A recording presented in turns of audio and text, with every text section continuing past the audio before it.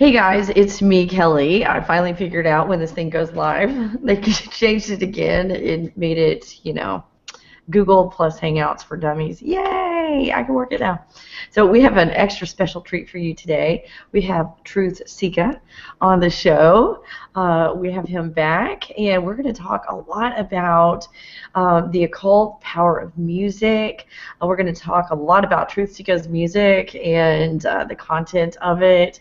And we're going to take a bunch of questions from you guys. So make sure you come in on the Q&A app, and we'll be taking those questions in a minute. So say hi to everybody. Hello, hi everybody. Hi Kelly. Thanks for having me back again. And always have a great response from you and your listeners as well. And I meet so many new people through your channel. So thanks for having me back on. Oh, that's so awesome. Yeah, they talk a lot about you. They really like you. And then they listen to your music and they're like, whoa. They love your music, where they don't typically like that kind of genre. Oh, yeah. And they're just really getting your music. So what do you think is up with your music compared with other people's? Why are so many people resonating with it? Well, it's a niche category. It's something that not a lot of people are into, for one, but those who like it really, really like it. They love it because it's the topics and the categories that I speak on. There's not a lot of people speaking about it, especially in the form of music or in hip-hop in general. So I mean, you'll find a lot of teachings, a lot of info, a lot of stuff on the topics of UFOs, spirituality, aliens, angels, demons, all this type of stuff in entertainment, but you don't find it in music as blatantly as I put it through experiences and almost in the form of teaching people as well, because that's what it's meant to do. So I think people are really resonating with it. Oh, yes, they are. I really love your music, too. My husband hates rap, and he's like, oh, that's kind of catchy. I was like, I knew you would like this. Yeah. So I had done a video, and I'll put the link down below in the description. It'll take about an hour after this thing goes live, guys, before I can get it on there. But I did a video. I did an experiment. This is back when I was just reckless and dangerous, so don't do what I do. Just take precautions if you do anything. But I had heard that in the industry, the big time, that they would either put demons or demonic entities in these videos and in the music, to where when you played it, it like summoned a demon, and I was just wondering if that was true or not. So since I could sense entities, I could see them, I could hear them, I wanted to find out myself if they were really in there. So I went song by song to some of the ones I just had on my playlist that I was working out to in my living room. And I would meditate and try to see if there was an entity involved in it. And every single song had an entity in it. And the majority of them were negative entities. On the level of, some of them were kind of tiny demonic ones, some of them were like big and bad, but one of them surprised me, and it was a song by Katy Perry. And when I played that one, Ra showed up, and it was like, Ra is on the level of a god, I guess. It's a collection of entities is the best way to describe it. You probably have a better way of describing Ra than I do, but it's a collection of entities, a large number of them that have come together for the purpose of doing something. And I'm not saying it's good or it's bad. I'm just saying that they've got an agenda. But Ra showed up in Katy Perry's song, and that was different than all of the other ones that had shown up.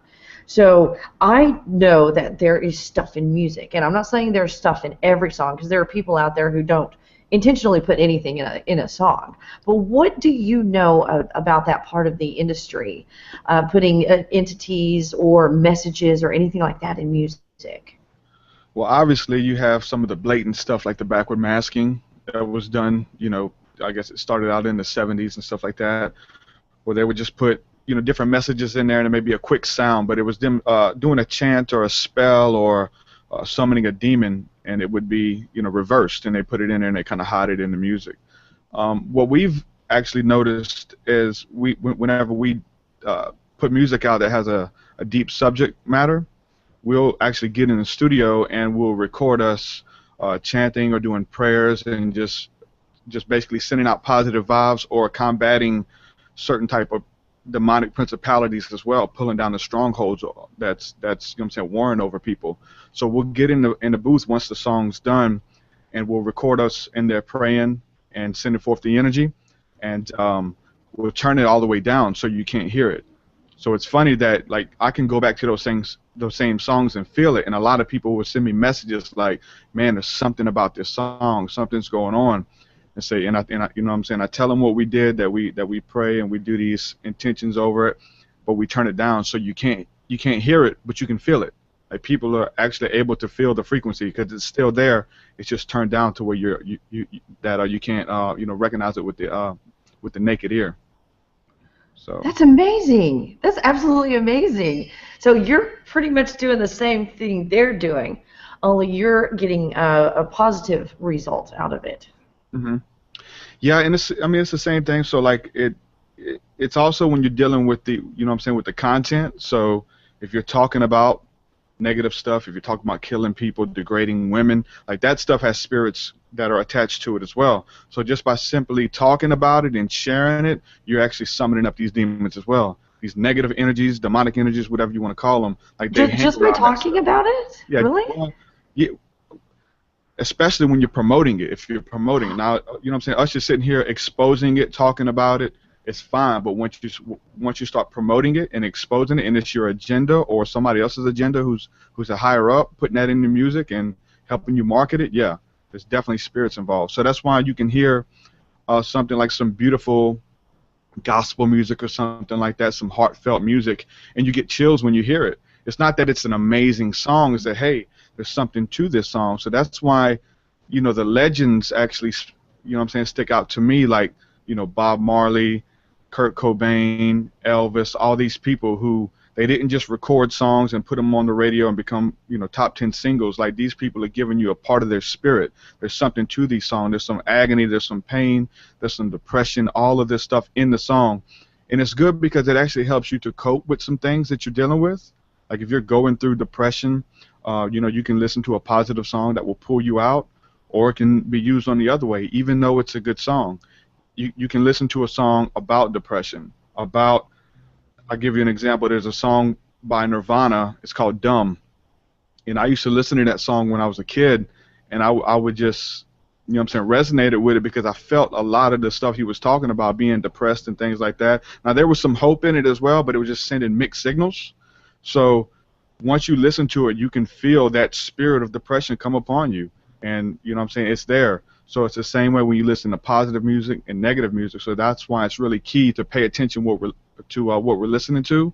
I know just the other day, it's something just as small as I listen to a lot of older music because it has the ability to bring you back to a simpler time. It's almost like a time machine. It can basically summon feelings and emotions and things like that you were going through. So I listened to a lot of stuff from the 90s alternative and stuff like that, but you still have to be careful. I remember there was a song I was wanting to listen to, and it's a country song. It goes, I'm gonna be somebody someday. And I was like, I want to listen to that song. I haven't heard it in years. And I went to listen to it. I was like, no. I'm not gonna be somebody someday. I'm somebody right now, like I am. I'm not waiting for this experience to happen or try to become something, because that's what the world sells you. They want you to become an image or become a superstar or whatever the case is, so you don't have value upon your life now. So it's not, I'm not becoming, I already am. So and that takes away from being in that now moment, because now, right now, everything that we need is within us, and all we have to do is meditate and look within. So I was like, nah, I'm not going to listen to that. So it's just like small conscious choices like that we can make. It's something like that it seems small, but the power that has on your psyche with the word being spoken over you, and then when you with it, you're actually joining with this mantra of sorts, saying that, yeah, you know, I'm going to be somebody someday, saying that you're not nobody now. So all of this stuff going on at the same time, all of this, you know, these different frequencies and things like that. So when we look at, you know, some of the music from, you know, some of the darker music, how you was talking about these different entities in the music. I remember years ago when I was into some pretty dark witchcraft. I was into using the pendulum. And I would use my pendulum, and I would talk to spirits that were around me. And basically, you can hold up a necklace or something like that with a ring on the end of it, or something that you have close to you. And I'm not saying that this is a negative thing or a positive thing, but we would listen to different music, and I was listening to a certain song by Marilyn Manson that started off real laid back, and it got real aggressive and real aggressive. So I would hold the pendulum, and I wouldn't move it, and I would ask the spirit to make it move and to go in a circle. And I was doing this to convince myself as well, to make sure that, you know, this stuff was real. I was just getting into spiritism and things. So once the music started off, it started going in a circle really slow, just barely moving. Then eventually, once the music got real aggressive, the pendulum was swinging like really far around the room, so these spirits were making it move. So I believe it's, and see, the thing about it was, like, it only really worked with that song, like it did that. So I believe that there are energies, you know, hiding in the songs, or that actually, you know, come into life just by listening to the music and playing it. And I mean, there's a lot of people who can attest to it. And, you know, you could be having a good day, and you come home and listen to some negative music, and it would put you in that spirit. It'll give you a spirit of heaviness, a spirit of burden, bring back, you know, moments of joy and things like that. So music is a very powerful weapon. Oh, it is. And you were talking about I'm going to be somebody someday, or something along those lines. I hear a lot of the same kind of direction in a lot of songs and a lot of messages from, like, our government. One that you're gonna that is so obvious is hope. I have a big problem with the word hope in the way that it's been used in a presidential campaign and all of that. Hope basically says that I'm not okay right now, but it's somewhere in the future, you know, hope that things will change. Oh, hi, Tiffany. So instead of hoping that things will change, I think what happened was it prevented people from making change. Yeah. Is that along the lines of what you were trying to say with the music and the lyrics? Yeah, that's definitely you know, definitely used in religion as well. Was able to sell you hope, so they can just, and you know what I'm saying, it's basically an idea. It's not an end, you know, a means to an end. It's something that's eventually going to come one day, and you're hoping for something, so they can sell you hope and play off of your faith and things like that. Same tactics that are being used with politics as well. So, and we can see a lot of people trapped in religion who are, you know, because they've been sold hope, they've been sold a better life that's not now, or changes that they can make now in this moment, but something that's going to come later. And that's the whole problem with religion in general, because that's their whole thing. It's not about taking the words of Christ or something like that and applying them to your life. It's like waiting. I mean, they almost use it as a scapegoat. Like, and I've even heard preachers talk about, you know, being okay with destroying the earth and things like that, and doing bad things to the earth, because this is, you know, this isn't their home. That they have a hope that's going to come from somewhere else, and this place is going to be destroyed. So it puts this notion that we don't have to respect the earth, we don't have to take care of our bodies and things like that, because we're living for this life to come. Like, this isn't important, you know, this earth and this body and our health. So yeah, it's pretty crazy. I see how that can be taken to an extreme. Yeah. And even the hope and the faith, you're like, they bought hope, you know, really easy. Faith also, faith, and that's different than, you know, it's like, believe that there is a God, there is a whatever. You just have faith that it does exist. That's not the same thing as I can see an apparition right in front of me that I know it's there. So faith is, I think, misused also. Yeah. It's like when you start to question the religion, and when they're like, ooh, they're questioning a little too deep, oh, you just have to have faith. You know, you just have to have faith. Well, that's a cop-out.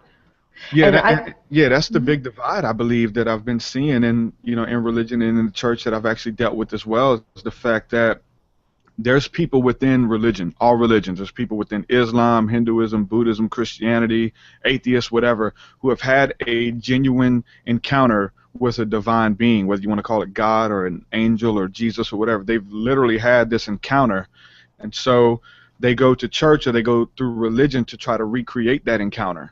So they go to church because this person says that they can, or they might have been at church when they had the encounter, you know, and that's a big problem too. So they feel that they can recreate it or learn from it and things, and then they're dealing with a lot of people who are religious and who are going to church and trying to do better and do good and those type of things or whatever, but when it comes to the supernatural, they don't believe in it. They've never had that experience.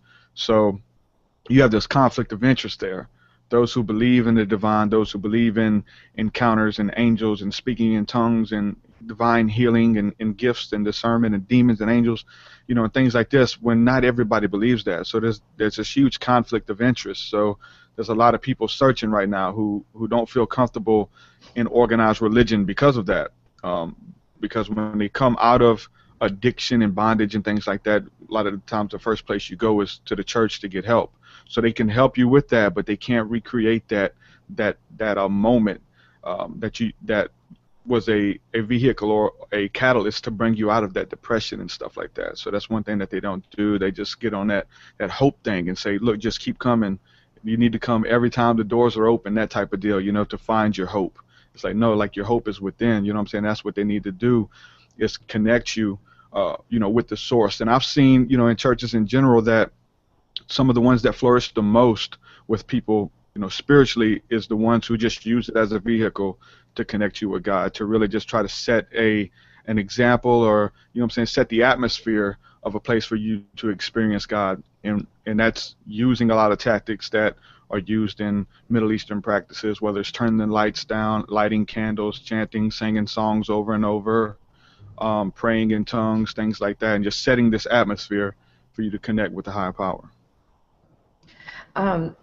Having an experience of dying and then choosing to come back, there's a lot that I see that if you didn't have that experience, you may not be able to see it or not.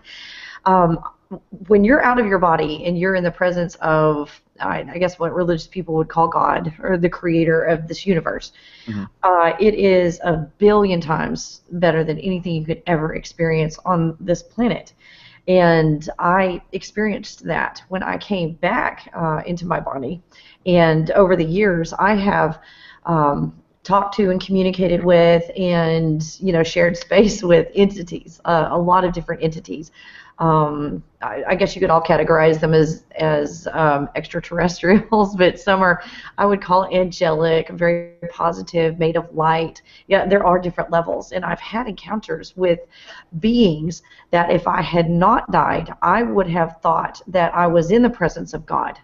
And some type of God or something very powerful, if I didn't know the difference from dying. And I think that in some of these churches, I'm not saying all, but in some of these churches, people have possibly been mistakenly led to entities that may not have their best interests at heart. And they're able to recreate that feeling of and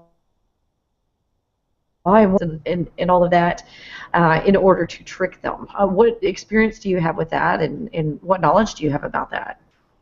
That's definitely happening. There's a lot of churches, there's places that I was personally involved with. When I came out of my darkness, when I was dealing with these demonic energies, I called the church. I didn't know who else to call. So I called the church and had a guy come by, and he prayed with me and my wife and started picking us up to go to Bible study and bringing us back and forth and things. And we moved away. This was in Louisiana. We moved to Alabama.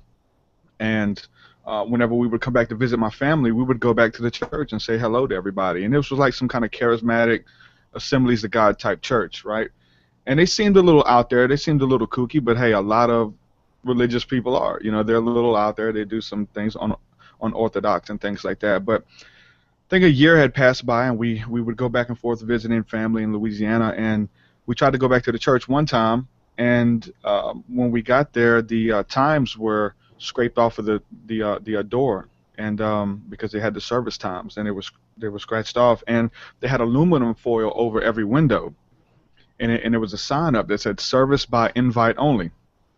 And at the time, I was kind of naive or whatever, so we leave, and I was like disappointed. I was like, man, I want to know when they do service. I want to come back and say hello to everybody and stuff, you know. So I went in the phone book because I knew the pastor's last name.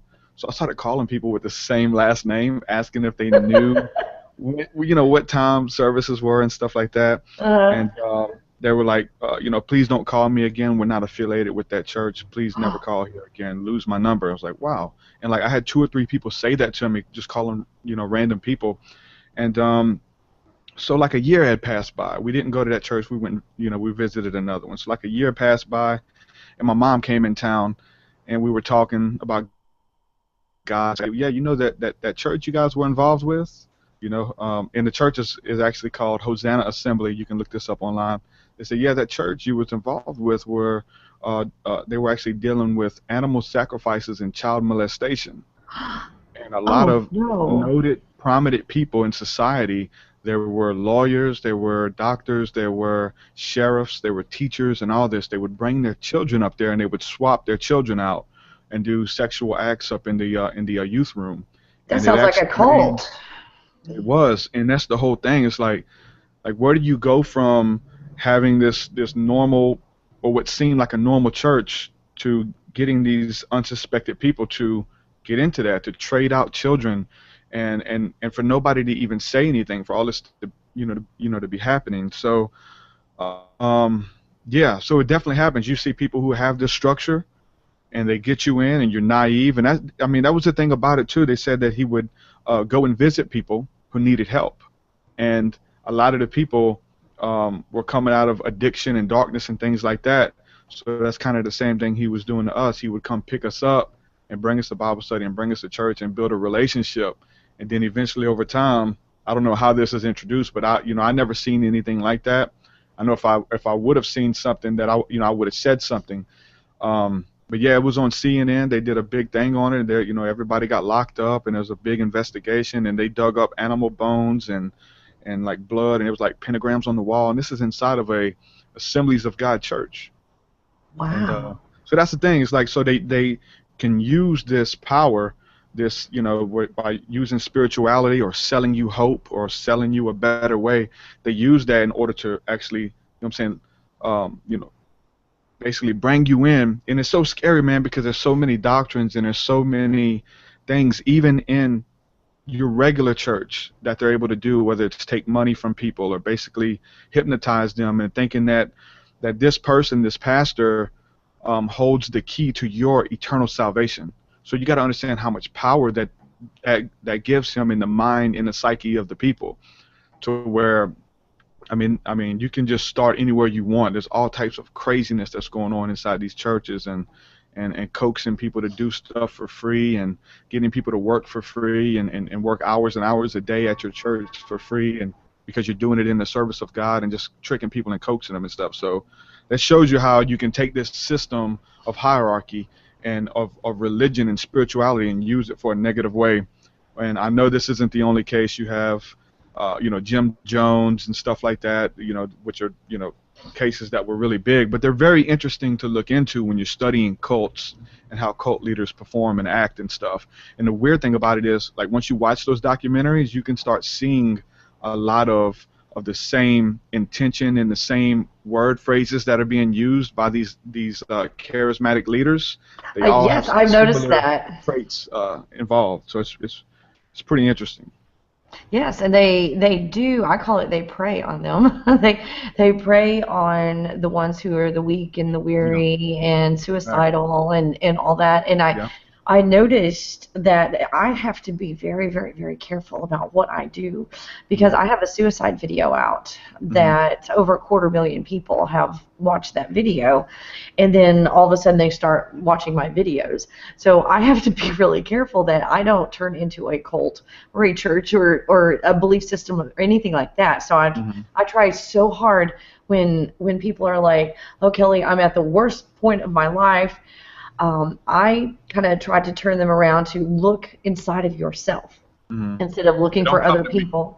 Yeah, don't come to me for answers. No. That's go how you find it. inside yourself.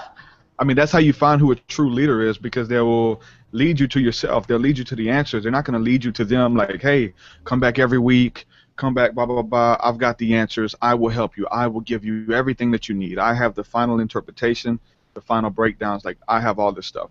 That's what you'll notice with all these people. They won't say, look within or pray to God at your home, much like the Catholic Church, did, saying that, if you come to us, we have the answers. We can read the Bible for you. We can tell you what you need to know. That's what you need to find. When people start bringing you to themselves, you need to run the other way. To understand that nobody has all the answers. Like, we all have a piece of the puzzle. We don't have it all figured out. And for somebody to be able to admit that speaks volumes on the level of humility.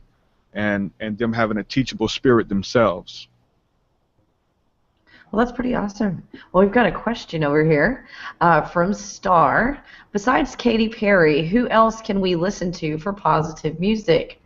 Well, guess who we got on the show today? TruthSeekah. So tell us about, do you have like just one style where you rap? Do you also sing? What all types of music do you have? Are they all spiritual? Okay. Most of it is spiritual. I would say the majority is spiritual. There may be like a lot of collabs that I do with other people that the topic's not as intense as mine and they want me on a song or whatever. So I'll, try to talk about everyday life. But my everyday life and my thought patterns is spiritual. So I'm trying to incorporate that into music as well, even on collabs with other people. But, I mean, I have different, vocal patterns and vocal styles that I use. Some of them is real laid back. Some of them is a little bit more aggressive. So there's different styles depending on the beat and depending on how I sound on the song as well. So I kind of range in vocal pattern like that. But yeah, the majority of my music is all spiritual. I do sing a little bit. I'm trying to do more singing on this new album. So to actually get everything down to sound perfect, it's going to be a lot of work because I'm not trying to put out anything mediocre, especially with singing on it. Like it has to be right on. So there's a lot of work being put into that because I'm trying to do a lot more singing on this new album. Well, that's really cool. So your album have you had an official release of this album, or is there going to be a debut? What's the status right now? Well, right now I'm trying to take up funds and have different people contribute to the process because it is a strenuous process. It costs a lot of money to actually put an album out. And in the past, I've done odd jobs and done a lot of album work and features and doing graphic work and building websites and stuff like that to try to raise money to fund my album. So I just put it out there just with the intention. I was kind of scared to do it, that I would start a campaign, like an Indiegogo campaign that I started. I was kind of hesitant to do it because I didn't want to fall on my face. I didn't want to look like I was begging for money or something like that and nobody contribute, nobody give. So it's that ego thing, is like you don't want to be made fun of or laughed at. Or, hey, he's a religious guy promoting spirituality, begging for money or something, So I went ahead and did it anyway. You have not because you ask not. And I put it out there, and people started coming out the woodwork, people that I didn't even know would, want to contribute, people who don't listen to that music, but they believe in the message. So I started having people come out the woodwork, and at this point I'm like right under $600 raised, and like, that's a lot more than I would have, if I didn't ask or whatever. So all that money has been going towards mixing, mastering, recording the features and all this type of stuff, album art, graphic art, website and stuff like that. So I put that out there, and that's what I'm doing now. We got a campaign. We're trying to raise right under $2,000. If we can get that, then everything will be paid for. But regardless whether it's paid for or not, or if it comes out of my own pocket or whatever, like, it's still going to happen. So I don't have an actual release date. We are looking like right after the new year. The album is going to be called 333, and so there's a lot of interesting topics and things on this album. So if people are unfamiliar with my work, I have 2 albums before that I'm really promoting. Is Spiritual Alchemy and Awaken the Fire, and this is where we're talking about spirituality and us coming from this carnal state into a state of spiritual awareness and conscious awareness, and talking about a lot of ET experiences, angelic experiences, and things like that. So those 2 albums you can check out. The website is TruthSeekahMusic.com, Truth, SEEKAH, music.com. I've got a lyric. Is that where they can donate to you also? Yeah, if they go to TruthSeekahMusic.com, there is a link, and they can give. So anything helps. I got like a lot of friends on Facebook and a lot of fans and stuff like that. So if everybody gave $1, it would be we would surpass the goal. But we've had a couple people come out the woodworks, and I just want to say a big thank you to everybody who's done that. We've had a few contributors actually come out the woodworks and give several $100, to the campaign and stuff. So I'm really grateful for that. I didn't think it would happen, but I'm glad I did it because it's totally helping, and it's gonna move the process along a lot faster than me trying to have to come up with the money and doing odd jobs and stuff. So very grateful for everybody giving so far to the campaign. And that's very true. And like you said, if everybody gave $1, it's It's amazing. People go, well, I don't have any money to give, because in their mind, they're like, well, if I don't give $100, then Yeah. I might as well not give, or even 20. But Hmm. if they have $5 to throw your way, that would go a long way. And this is very important, guys. It's so important to get this music out.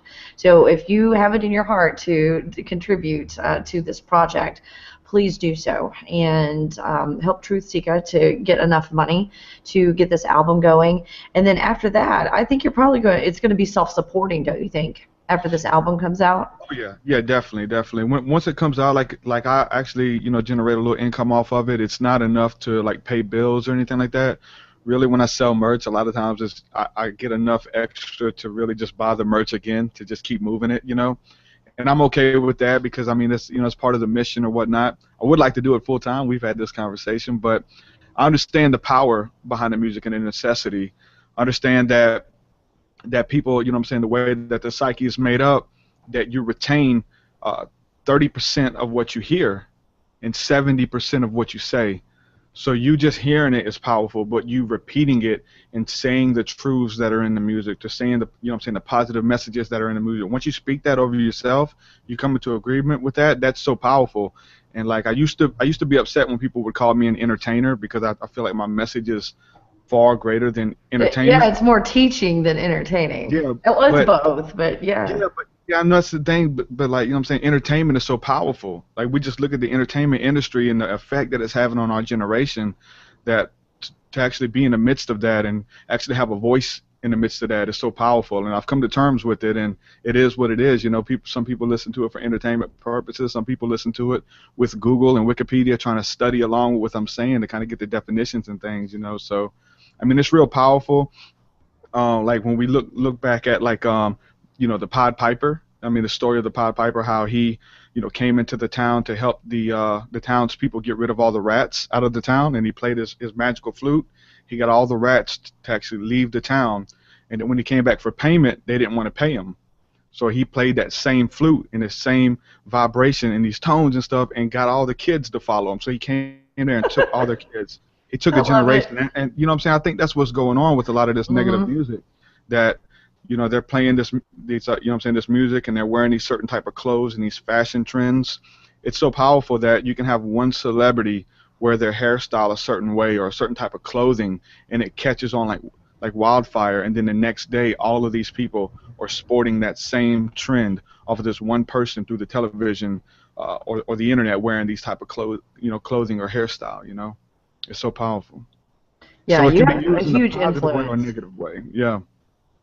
The Hmm. same vibration and frequencies, like I said, it's what I'm saying, it's everything that we talk about, spirituality, religion, it's all about intention. The intent that you have going into this, whether it's meditation, prayer, it's all about intention. Music, it's all about intention. Oh, absolutely. And I posted on my Facebook in the last day or two. There's a man, I guess he's a cowboy. He comes out in the middle of a field. There's nothing in the field. And he sits down in a chair and he starts playing a trombone. And he plays a song by Lord. And here come the cows. It takes about 4 or 5 minutes for all the cows to come and just surround him. And that's very powerful right there, because that's not just music is not just a human thing. Hmm. We've got animals involved in this as well. Oh yeah, yeah. When you find out that when you understand vibration and tones, and everything is made out of energy and everything is moving, everything is vibrating, so they actually have these certain high-powered microphones that can pick up the sound of a tree. Like trees have like a heartbeat, like a pulse, and whenever you're able to actually capture that, it sounds like a drum beat. So these trees are like playing the drum beat, the Om sound that the monks chant whenever they're going into meditation. Um, that's the sound of the sun. That's the tone and the vibration and frequency that the sun is resonating at. The earth has one as well, and the earth actually sounds like a bunch of birds in a rainforest when they actually are able to capture the tone. So it's like all of creation are singing this song to the divine creator. So music is so powerful. Everything is playing music. Everything is resonating, and that's why in the Bible, when Jesus said that if you cease to praise your creator, that these rocks will cry out. And I used to like envision like these rocks opening up mouths or whatever, crying out, singing or something. But no, these rocks are vibrating at a tone and a frequency, actually permitting their sound as well. And so it's very powerful. Music is powerful. Repetition reduces resistance. The more you hear something, the more you hear a phrase or an ideology or a teaching or whatever, the more likely you are to let your guard down and begin to understand that and adopt it as an ideology as well. So repetition reduces resistance the more you hear something. So that's why we want to let people listen to the music and sing these songs and sing these these different mantras and things like that over themselves, so that would take them to another level spiritually, so that they're able to move from the mundane normal life to be able to look at all creation and have a expression of God and see it as an expression of God or the divine power, to look at every person, everything on this planet, and see the good in it. So that's what, that's the goal of the music. And the music in itself that I produce, the beats will actually put you like into a trance like state just by simply listening to the beat. And a lot of music does that. So once you hear the music, you hear the rhythm, it basically puts you under a state of hypnosis, so that the words that are coming later are so powerful and they resonate with you and they basically stick on you. So that's the thing with listening to positive music, negative music, spiritual music, whatever. Like, all music is powerful. Oh, absolutely. And there are a lot of churches who they call it praise and worship, and they get you into that state of hypnosis during this period of time during the service. And then after that, they start to put in stuff that may or may not be true after that. So you have to be very careful when you are in that hypnotic state. What comes in here? Because it bypasses logic most of the time. Exactly.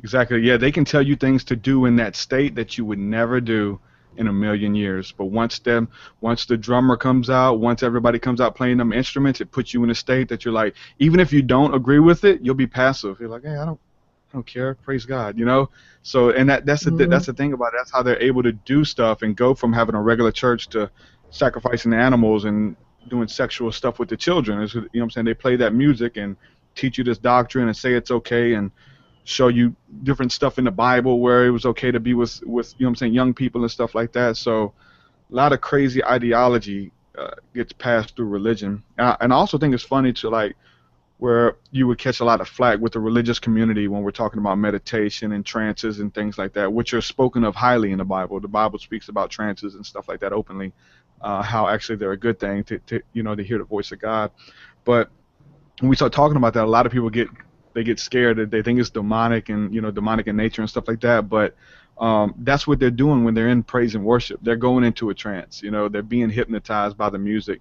It's not a bad thing. Like, a trance in the hypnotic state is not a bad thing. Obviously, a lot of churches and a lot of people have a good experience through it. So it's not necessarily a bad thing, but it is happening. It is the experience that you're basically conjuring up. You're going into this. And it can put you into a meditative state where you're able to contact entities more easily. And if you have a whole church full of people who are suffering and crying and suicidal, they probably carried some entities into that church with them that might leave you vulnerable if you don't know how to protect yourself properly. Once you get in that hypnotic state, you might be prone to suggestion a little more easy. Yeah, you see a lot of stuff going on, especially those who are able to discern spirits and are a little bit more sensitive to that. And it becomes a conflict of interest whenever you may start trying to expose that and trying to contact the pastor or an elder or something like that and say, hey, I see this stuff going on. That's what we're talking about, the difference between those who are spiritual minded and those who are carnal minded, those who have had these ecstatic experiences and believe them to be, not to be real, but a very big part of their life or a big part of religion or church in general, and you try to speak on these things and they kind of shoot you down or whatever because they haven't had those experiences. They don't believe in them for themselves. And whether it's dreams and visions and meditation and spirits and things like that, that's where it becomes a conflict of interest. And that's basically what happened in my case, trying to ask the pastors for answers of things I was going through, and they couldn't answer my questions, and they really shot it down. Yeah, there are people who said, oh, I had this experience with the Holy Spirit. And I'm like, well, what did he look like? Like, what do you mean? What did he look Yeah. like? It's like, well, was the Holy Spirit like this grid, this light grid that you connected to, or is it an entity with a shape and a color? It's like, it's the Holy Spirit. It's like, so, Yeah. they don't really know who they are dealing with. That's the Yeah. scary part. Yeah. And I wanted to touch on before we move from that what you said earlier about the same thing is the fact that a lot of people are having these encounters and they think it's something else. Whether it's they have a good encounter and it's really a negative energy. A lot of times with what I deal with a lot of UFO contact and angels and aliens and things like that.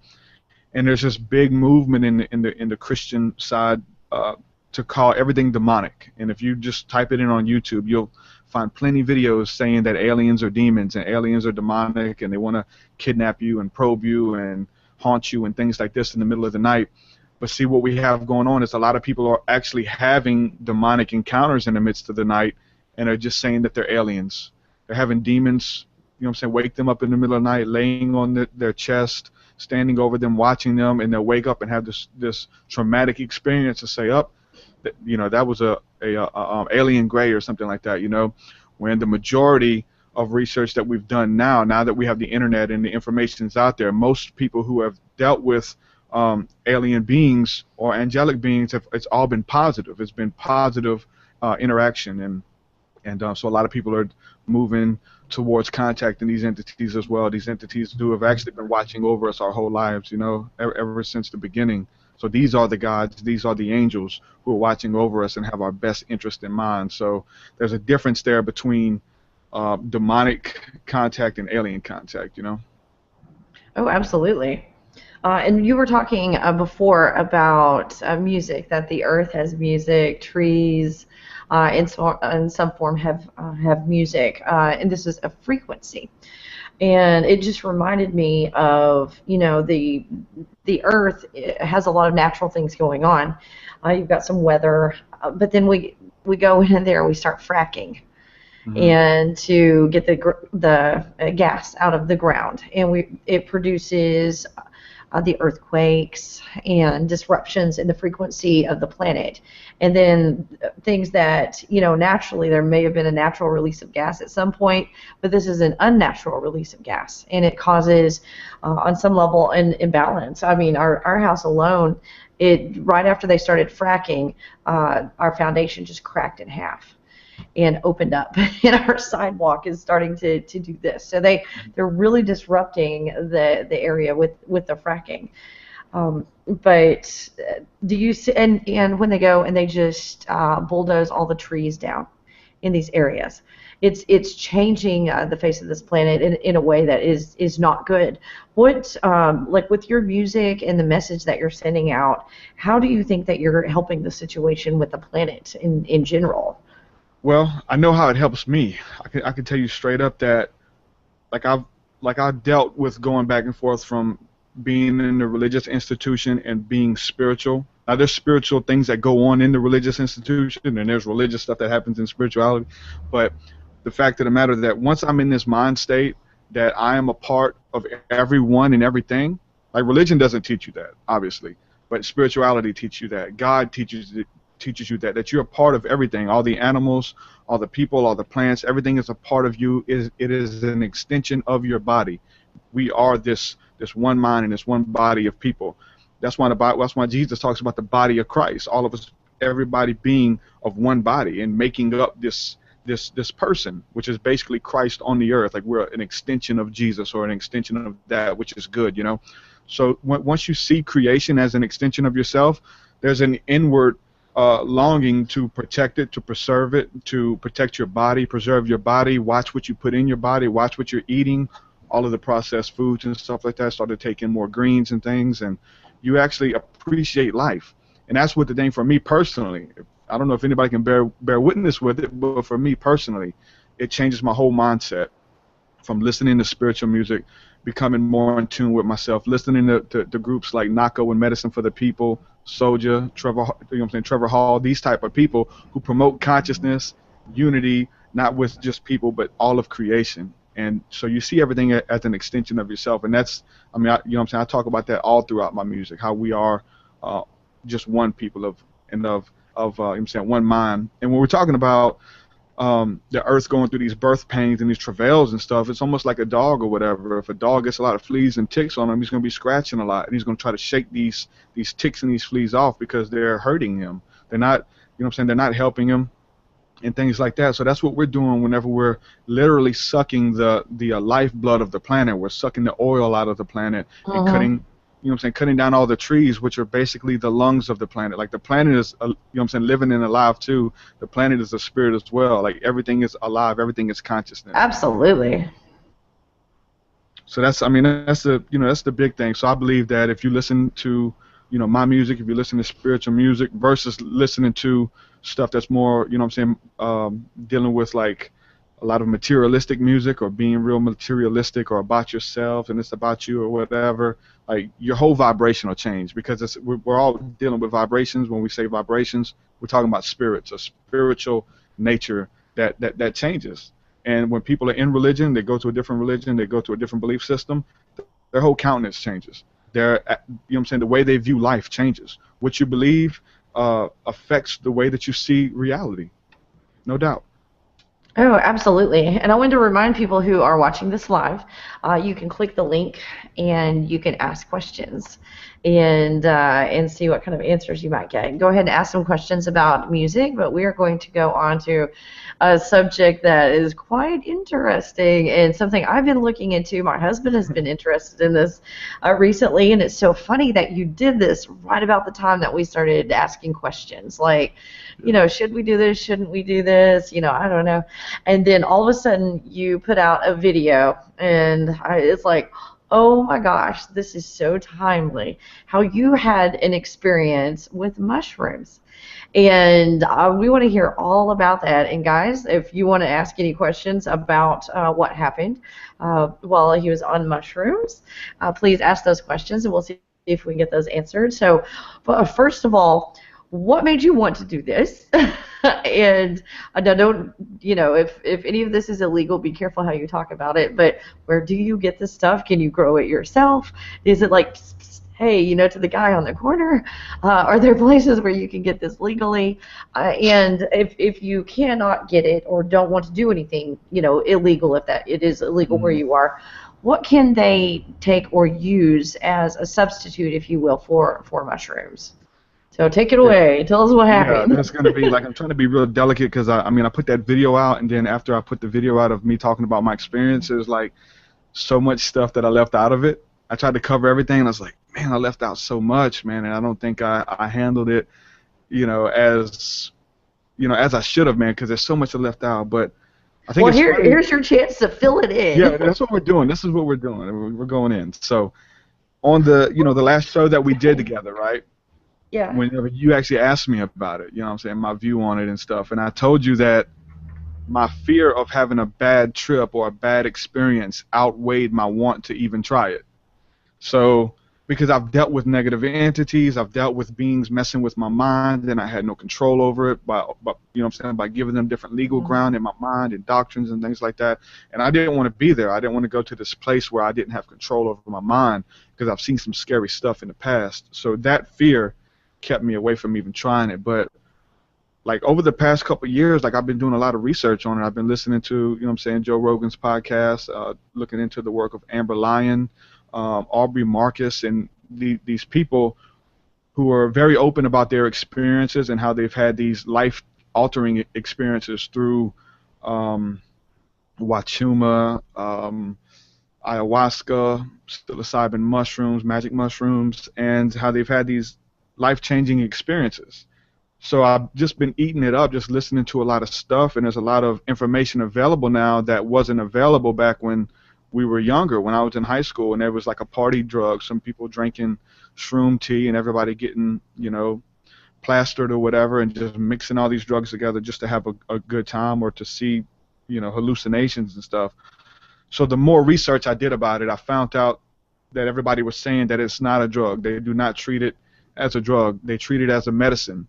And not only the people, but the people in, you know what I'm saying, in Peru, the Native American Indians, like they really, you know, look at this substance as a medicine and not a drug, not like a recreational drug, to relieve stress or something like that, to really be a monumental part of someone's life whenever they go through. Many cultures see these ingestions as a rite of passage for someone to come into from boyhood into adulthood into manhood, and we really don't have that in America. The only thing that a lot of us have is like college or something like that. But to really have this strenuous rite of passage that all the other cultures have, every single one of them, that you have to do to graduate from boyhood to manhood, or from womanhood to from childhood to adulthood. And so doing all this research, it started to pique my interest. And so after the podcast that we had together, I think it was just a couple weeks later, we had a experience. Well, we had a trip planned to go back to the sensory deprivation tanks, and the sensory deprivation tanks are an experience in themselves that everyone should try, and they really induce you into this meditative astral projection place where you can't feel your body and stuff like that. If you have no idea what I'm talking about, look up sensory deprivation tank. There's a documentary on my website that we filmed of our experience, so definitely check that out. So we went on this trip, and a buddy of mine had them. He had some. He had a lot of them, actually. And so on the trip, we kind of set it up as a spiritual encounter. Like, as soon as we got to New Orleans, this is where we went to New Orleans, and we got up with a doctor who does energy work, and we were led through some guided meditation and stuff like that. So we just planned the whole experience as like a sacred trip. We went in there, we did that, we did the guided meditation and energy work, and then we went to a labyrinth and walked around the labyrinth and spent some time in prayer. Then we went to the float tank place, and a buddy of mine had them. We hung out for a while. We took them. And it was something the mushrooms, when you get them, does it look like a mushroom, or is it a powdery substance? Is it fluffy? They're mushrooms, yeah. But you definitely need to be careful. They are illegal, so I do need to watch what I'm saying. Like, I don't have any on me, so what I'm saying? They are illegal, highly illegal. But it's easy to get them. I've talked to several people about, I was thinking of, they're like, $10, I can get you some. Yeah. What? And these are not like sneaky on the corner people either. Yeah. It's like definitely be careful. You can get them anywhere, so you have to be careful. Yeah, definitely do your research on them. You know what I'm saying? So like, just look at pictures, listen to podcasts. You can actually go to reset.me. So remember that website, reset.me, which has a vast amount of information from Amber Lyon that she's done researching people. Different people's experiences and stuff. And so we set this up as a spiritual encounter, right? So I just handled it with a lot of delicacy. I still had that fear there, that I didn't want to have a bad trip, and I was trying to overcome that, the whole time. So we did the mushrooms, and we waited about 45 minutes. And, is this a tea? Do you inject it? Do you smoke it? I mean, not you, but if someone else did it, if someone wanted to do it, like I've read on blogs that people actually, no, it's actual mushroom. You can eat the mushroom, and it has a sweet taste to it. A lot of people make teas and stuff as well, but I think the majority of people just eat the mushroom straight or whatever.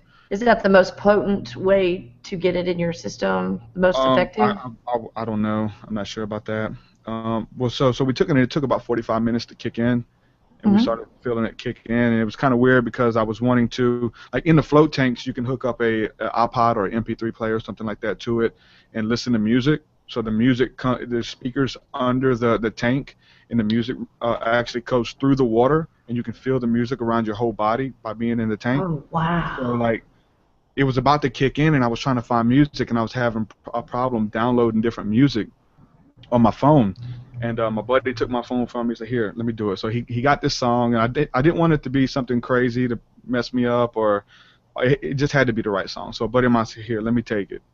And so he had this song, which called I think it's called "Good for You" or "Good for Me."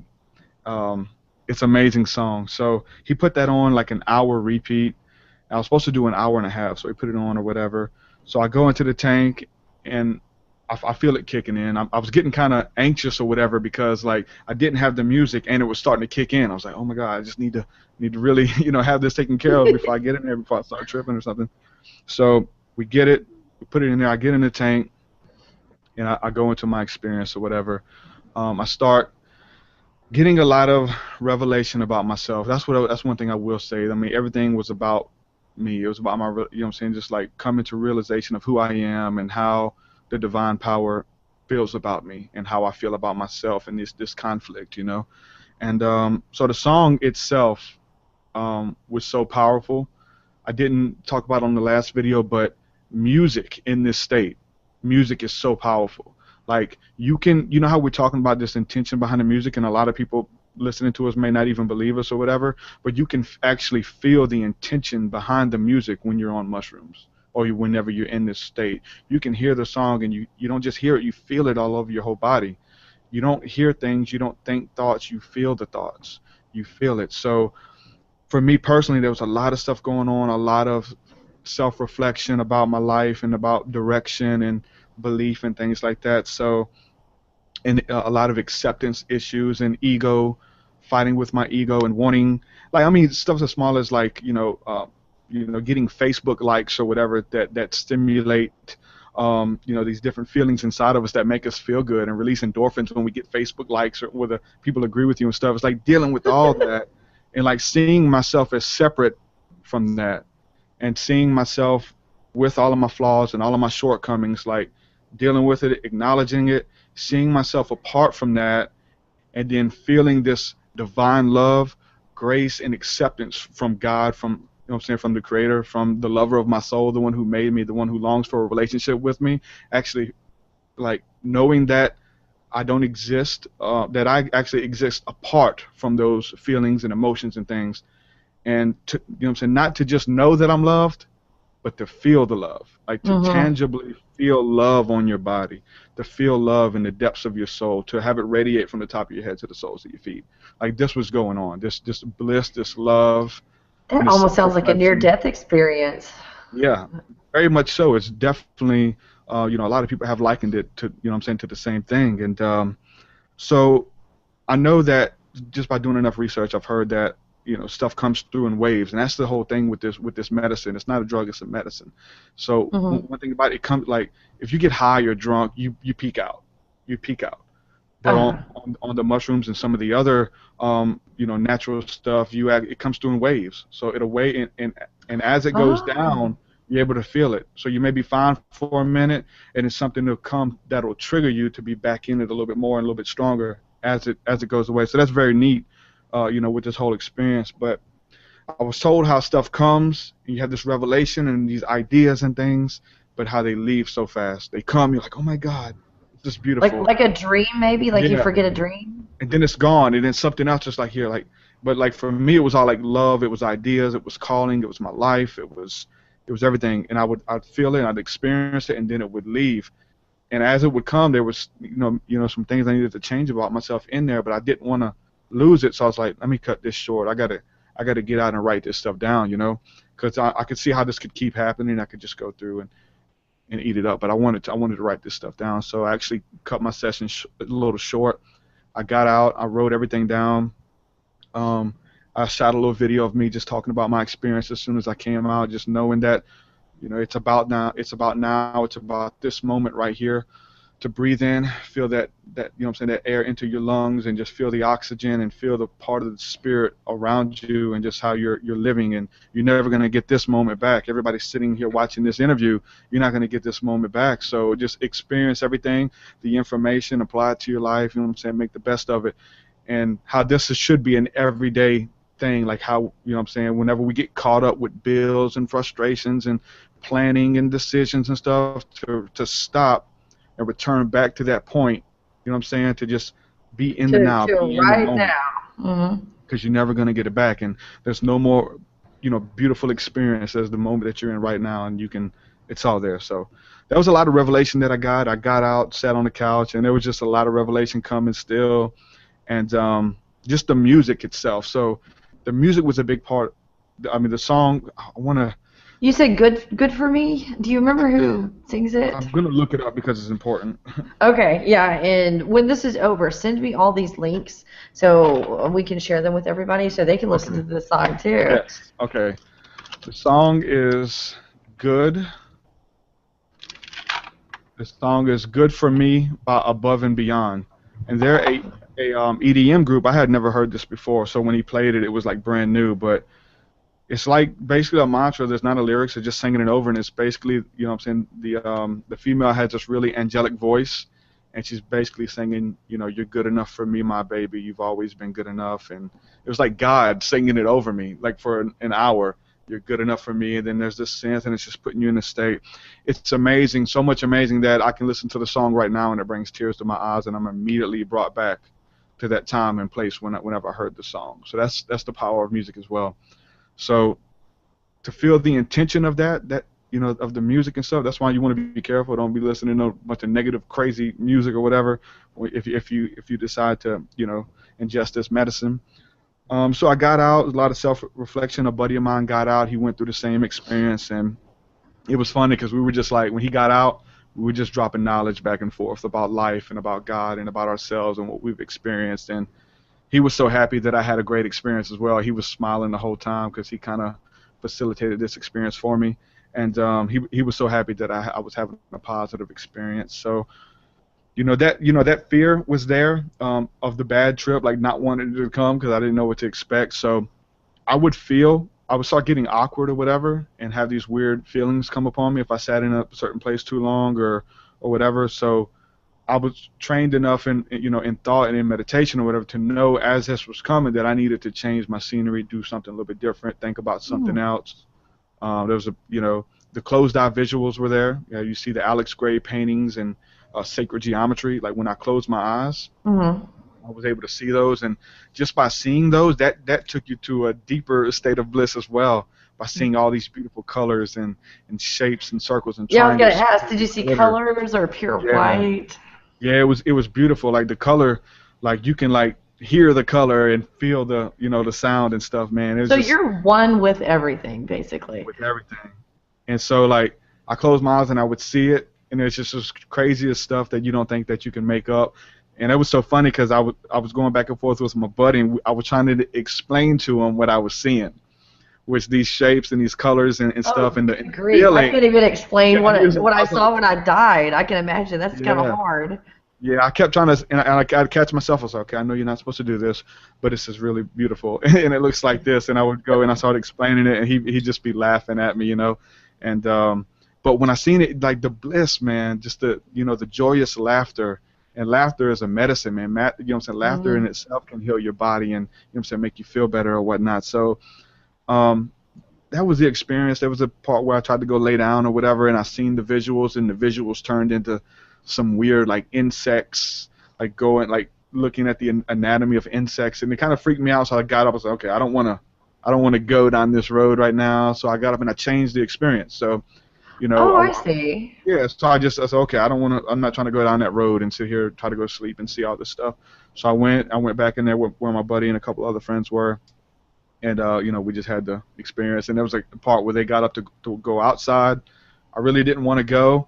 But I knew if I sat there by myself, it may, I need somebody to coach me through it just in case, because I always had that just in case there, like, okay, that's just bad, something bad or something weird's coming along, like kind of, put it in check or whatever. So it was amazing. I'll never forget it. I've done it that one time. It is illegal in the U.S. right now. Now, why do you think it's illegal? Because there's a lot of bad stuff that's not. Yeah, exactly. Why is it illegal?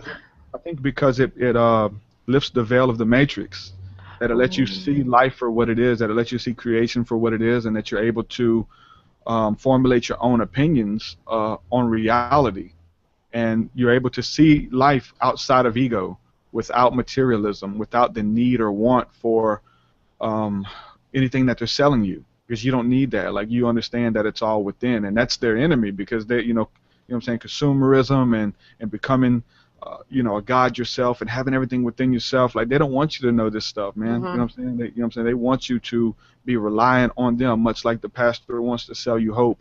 So once this veil of reality is lifted, like, it's changed people's lives. Like, I've been to that state. I've had that happen, but this was like a whole nother layer of it, So like a lot of people, You know what I'm saying? Amber Lyon, for you know what I'm saying, for one, she had her experience and it changed her life, and she dedicated her life into getting, you know, the information and knowledge out about these medicines and stuff as well. So it really helped me. And like we were saying, talking about the intention, I know intention's everything. Like I could have went in there at a party and people being crazy and just, you know what I'm saying, just had this, you know, crazy experience or whatever. But that's not what it was about for me. I didn't want it to be about that, and I set the intention up going into it. So that's with anything, with prayer, with meditation. Set the intention up as you're going in. Set the intention up for a good, positive experience. Ask for protection, and just talk to the Creator and say, I want to learn of you. I don't want to learn of TruthSeekah. I don't want to learn of Kelli. I want to learn of you. Oh, absolutely. And that's the purest intention you can that you know what I'm saying, you can put out, and the Creator is awesome. You know, whatever you want to call the Creator, God, the Great Spirit, it's all the same thing. That the Holy Spirit, it's all moving. It's the teacher. Even in the Bible, when it talks about the Holy Spirit, it's called the Comforter, the teacher that will lead you into all truth. And I understand that's real. There's a spirit there that wants to lead us and comfort us and guide us into all truth, and has our best intentions in mind. Even when we go through dark times, like, it's to build character and to build perseverance. So I totally understand that. Oh, yes. And from what I'm hearing from you, and I've heard from other people, and I haven't done a tremendous amount of research on it, first of all, because it is illegal. And if I do it, it's going to have to be illegal somewhere, you know, for me to do it. But from what I'm hearing, this sounds as profound as a near-death experience where people completely change the way that they live and what they do. I think a big part of me that really tore down that, you know, that veil was the fact that a friend of mine, we did a podcast and he talked about it. He didn't give his name out. He didn't want to do that, so I respected him in that manner. But he was a Christian, right? He was a worship leader at a church, and he, you know, had this experience on mushrooms that I had during my born again encounter with my divine power, when I met God, when God came into my life, when I confessed my sins, and like something happened within me. I felt a burning fire within my body. I became a new person. I transformed. I felt like the old me was gone, and I felt that bliss and everything that I was speaking about in the tank or whatever. Like I experienced that in the year 2000 by hitting my knees and praying and calling out to God. Like I had that encounter. Not everybody has it. I had it.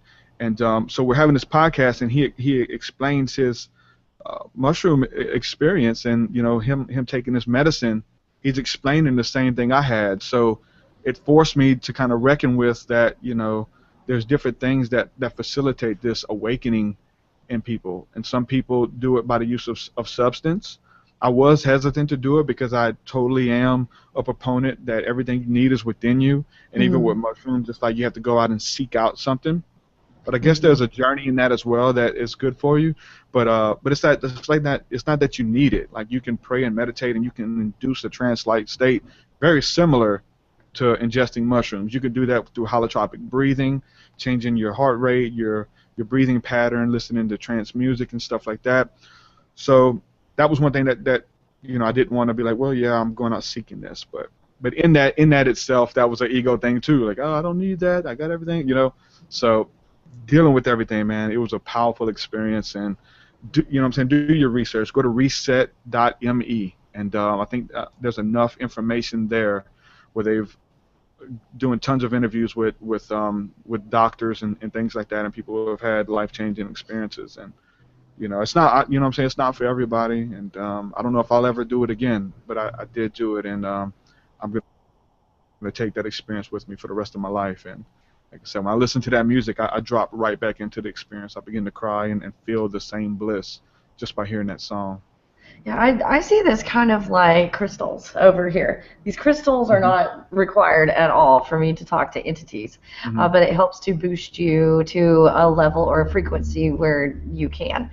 And maybe like cannabis also.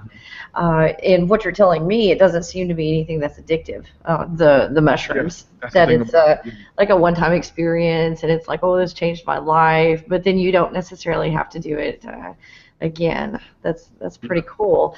But if you look at it on the level of this is a tool, then I think you can get a lot of benefit out of it.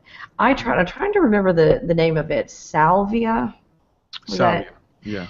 I think it's illegal now, but when it was legal, this was years ago. I told my husband, I said, I want to try this to just to see what it's all about, see what will happen, see what's going on, and I want you to make sure I don't do something stupid, while I do this. That's a good idea, So the first time I did, it was just I don't want to say I was freaked out, but it was like, this is very, very, very different, and I don't know what's going on. So that was kind of, I had enough to do like 3 times in a row, and I actually had a bunch left over, and I just never did it after the third time, because the first time it was like, okay, and the second time it's like, oh, now this is what happens. So then the third time I did it, it was like, now when I do this, I'm going to do something very meaningful. Yeah. The third time. So mushroom sounds like it might be a little bit different in that it doesn't take 3 times to get the effect. Yeah. But so did you have the extract? It was in a form. It was not powderized, but it was flaky. Crushed up. Yeah. Kind of. It was awful. Like, I don't smoke, so when I did it, I almost killed myself. That's so part bad. Of the journey, I guess, though. But the part that was so weird, it was almost like blinds, Venetian blinds. Like, you would look down and you would have, it would, like if you had the blinds over here and you had one of them, one of the slats, and it had reality on that. And then it was like, it would repeat itself, and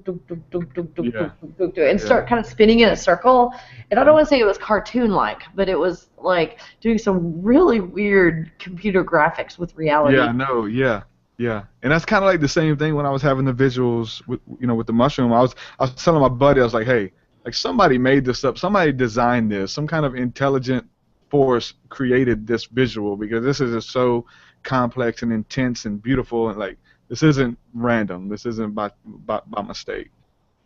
Oh, yeah. Now, the salvia, I'm not ever going to do it again. I didn't really like how it made me feel. It was kind of weird, and I felt like I needed to have a babysitter when I did it. And I think I got everything out of it that I needed to get out of it.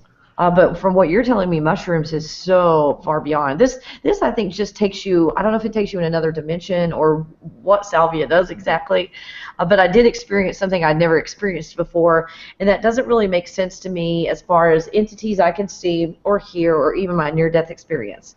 It was almost like a fake reality. Even if I was seeing something in another dimension, it didn't seem real with the salvia. So did you have that feeling with the mushrooms? Because I didn't feel like I was one with anything.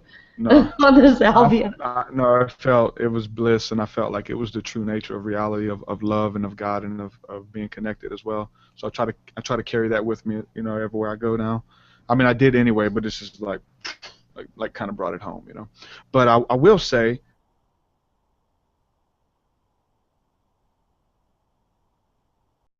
I've never done salvia, encounters and stuff. There you go. Now you're back. You kind of froze for a second there. Cool. Me too. Well, I mean, I've never done salvia. I've watched a lot of videos of people doing it and having crazy trips and being shot out and losing, mobility. I saw one go through a window. Yeah, there's some crazy videos out there, and I've told a lot of my friends that I want to try it, and they're like, "No, do not do it, dude. Trust me. I've done everything, and you do not want to do that." And I tell them, it's like, I'm saying, I want to do it. I don't want to do the extract. I don't want to try it. I want to try the leaves, because if you get it in its truest form, if you get the salvia in the leaves, I've watched a documentary where it's a total different experience. It's almost like you get to that place barely, but you're gradually taken there over a period of time. You get there and then you come out of it. You feel connected. At least that's what I've seen in the documentary. It was a documentary on the BBC. You can find it on YouTube, Salvia documentary. Really good stuff. But everybody who smokes it, they say, they've urinated on themselves, they've cried uncontrollably and couldn't breathe and lost mobility functions and scared the hell out of them and stuff. I can see how if you were not prepared, and that's why I spent a lot of time mentally preparing for this, and then had someone there with me, that if I had done that by myself and I was in some kind of a weird state of mind, mad at somebody or whatever, I could see that I might do something stupid while I was doing it. Yeah. So I would like to try the you know, just the leaves itself. I don't want to deal with the extract, even though that's illegal too. But you know, it's definitely a pretty cool documentary you can watch on YouTube about it. So as far as the mushrooms go, and I haven't looked into this at all, there's it's Deep Woods Apothecary that I go to, and they have something that's like mushroom. It might even be mushroom, but it's an experience they said that is very, very close to mushrooms. Would you recommend doing something like that that is actually legal, or do you think people should just hold out until they get to a place where it is legal and then do mushrooms? I would say this, like you know what I'm saying, for my personal integrity, like I still try to maintain whatever's natural. Like I've got people who bring the the marijuana extract around and stuff, like the fake marijuana, you know, they call it legal and That's stuff. so dangerous. It's killing people down here, you know. Yeah. And they're still, Oh, here too. yeah. So it's like I want to do something natural. Like mushrooms is natural from the earth. You know what I'm saying? If you smoke marijuana, it's natural. Ayahuasca, you know what I'm saying, Wachuma, all of this stuff which was used by our ancestors, it's all natural. It's not something made up or some extract that simulates some marijuana high or something like that that can potentially hurt you, you know, in the long run. And check this out. Even with, I actually had another friend who did the salvia, and he said he actually met a being when he did the salvia, when he smoked it. And he said it was a woman, and the woman came to him and said, I don't like to be smoked, and it went away. Oh my gosh. And then I asked him, I was like, dude, that's pretty powerful, man. That kind of, you know, backs up the fact that I want to just try the leaves, you know what I'm saying? And I was like, so did you smoke it after that? You didn't smoke it no more? He's like, no, I did. I kept smoking. I was like, he still kept doing it. Even after this being came to you and said, don't smoke it, he kept doing it. So, yeah. Oh, we're all on our path. Yeah, exactly. You got to learn the hard way, I guess. Oh, I'm so glad you shared that with us. Yeah, it was some of the mystery away, and yeah, I wish you can feel it, man. But listen to the song, and maybe you can feel a little bit of the healing power behind that song, man. And it just takes me back. So it was beautiful. That's like me telling people, I wish you could all just die. Yeah, I want you to die. I just want you to die, and then just come back. You know, just die and come back, because then you would know. Because you can, I mean, like, you know, you can talk about it all day long, but until that you experienced it. Yeah. And that's the reason, like, why I try not to even talk about spiritual stuff with religious people anymore. We're not going to get anywhere. I can tell you about it, but until you see a green light being, we can talk about aliens, and you don't believe in aliens and angels and stuff, but until you're at home and they come down above your house and, you know, light up for you and blink for you and things like that, you're not going to believe until you have the experience. And I understand that. That's fine. So that I don't want to, like, coax you to believe what I believe or whatever anymore. Like, it's my experience. It's real to me. Even if it's not real, even if it was a hallucination, I still had the experience. You know what I'm saying? Like, so I still felt the love, you know, from the mushroom or whatever, and I still felt it, and it changed me. And, you know, whatever happened, and it you know, happened in my psyche, so it was real to me. It's the only thing I can compare this to is a near-death experience, because it just sounds so close to it. Now, what happened? Tell me if this happened to you with the mushrooms. Like with my near-death experience, when you're out of your body and you're in touch with the entire, you feel what it's like to be out of your body. You feel what it's like to not have any form of gravity pulling on you.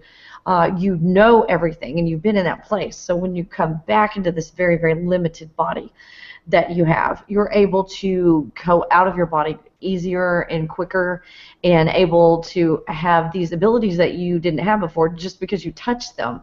You're able to access them now. Did mushrooms do that for you, in that you had these experiences, you were one with nature or whatever, that after the mushrooms wore off, now you can go and stand by a tree, and now it feels like? Would that be a fair way to assess your experience? Yes, the fact that I already know that. I know that I'm, you know, whether it's love and acceptance, I know that I'm loved. I know I know all this. I know that I'm connected with people. Like, I know that you can't always feel it. So the mushroom, you know what I'm saying, actually allowed me to feel it. To know it versus feeling, it's totally different. It was straight bliss. And so yeah, I mean, there's people who would take larger doses, and supposedly they're shot straight up into space or whatever, and into the center. Oh, I'm sure they are. I personally, if I can show you on the camera, I took about as much as, you know what I'm saying, the palm of my hand, like the inside, this inside indention right here. Like, I didn't want to overdo it. The guy gave me more. I kind of divided a little bit because I wanted to be safe on my first trip. You know what I'm saying? So I did about as much as the palm of my hand, which was perfect for me. And he's like, well, you didn't do as much. I was like, no, it was perfect. I did what I was supposed to do. I had the experience, and it was perfect. So. Well, that's cool. So, are you able to recreate things now? Like, do you think your abilities have been enhanced, or your ability to connect to what I call source? You've got your own name. No, I think I don't know if it's any if I don't know if it thin the veil for good. Like, it's something that's always there though. Like, you can access that at any time. I don't think that it gave me sharper abilities. For that moment it did. Like, while I was on them, it totally ripped the veil of the Matrix down, and I had that experience. But it's really like, for me, it was a self-reflection thing, so that, like, I just understand life better. What I'm saying, I understand my life. I understand love. I understand people. I have, more patience and stuff like that. So, what I'm saying, it's because I understand it, and I felt it, and actually, had the experience. So it makes everything more meaningful for me. You know what I'm saying? Like, it makes life, it makes me enjoy everything in life, like the small things. You know what I'm saying? One thing that my near-death experience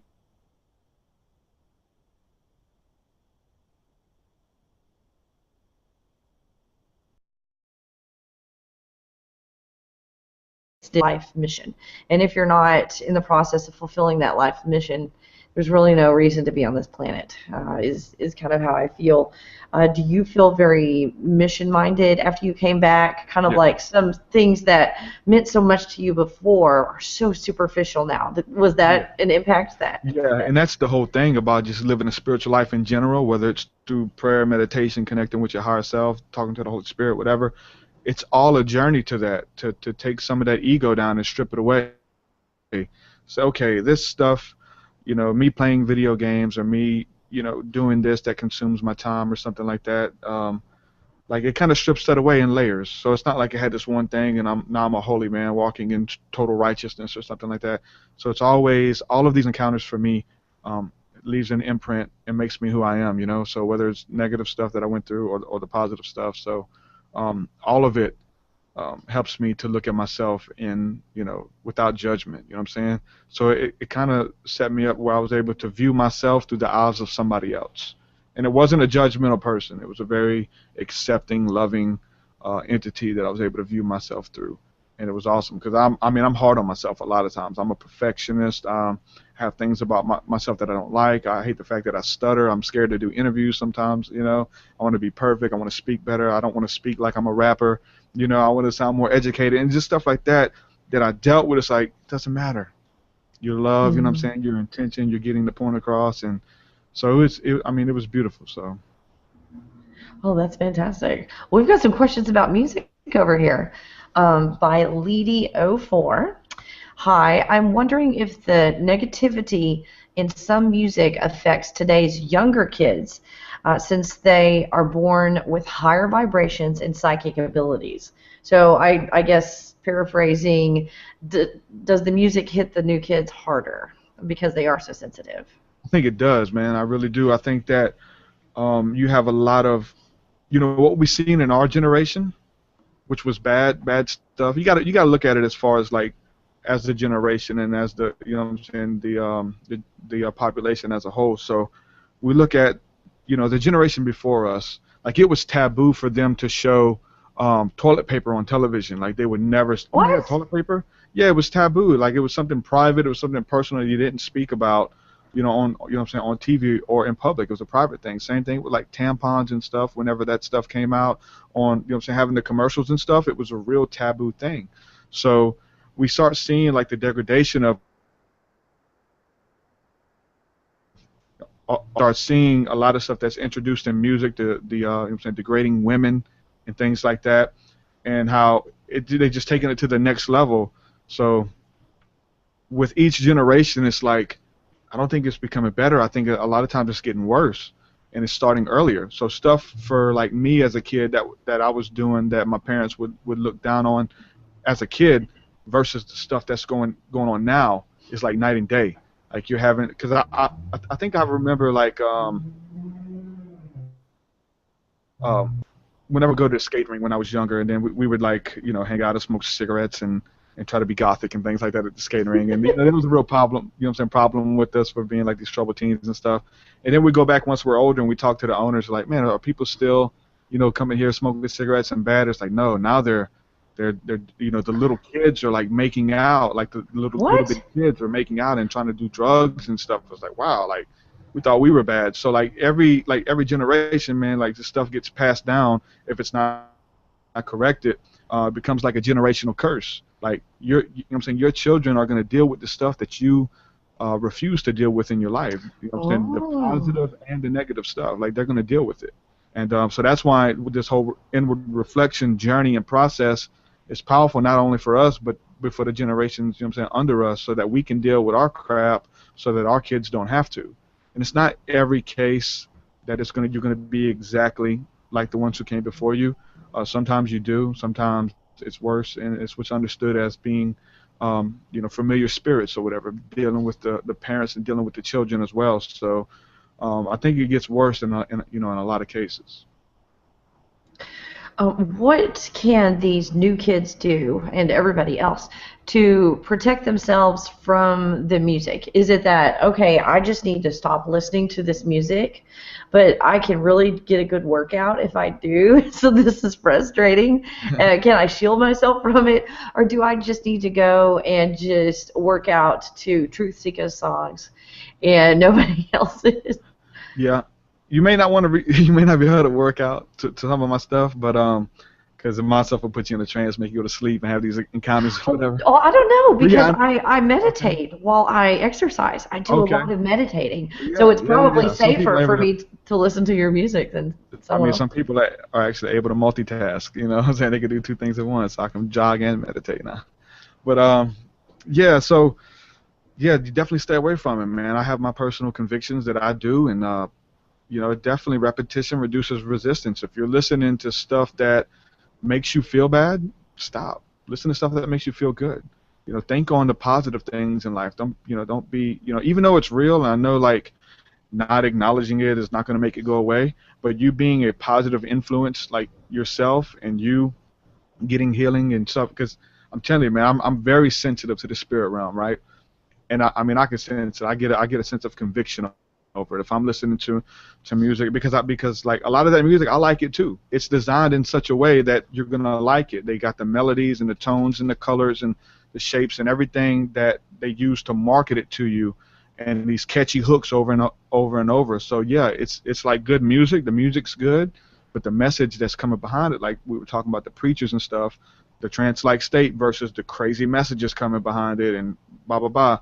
It's the same thing. So that's why it's got the generation in the shape that it has it. And there's stuff that I love, man. There's music by like Bone Thugs and Harmony that I love the style that those guys have, but I can't listen to it. I mean, I try to listen. I start feeling bad. I'll start singing it. I'll be humming it, and it's like lyrics that are like, man, what am I talking about? These guys are talking about killing people and all kind of crazy stuff. I can't listen to that. So that was one of the things in the tank that was really big for me. It's like, I wrote it down. It's like, I gotta quit listening to this music.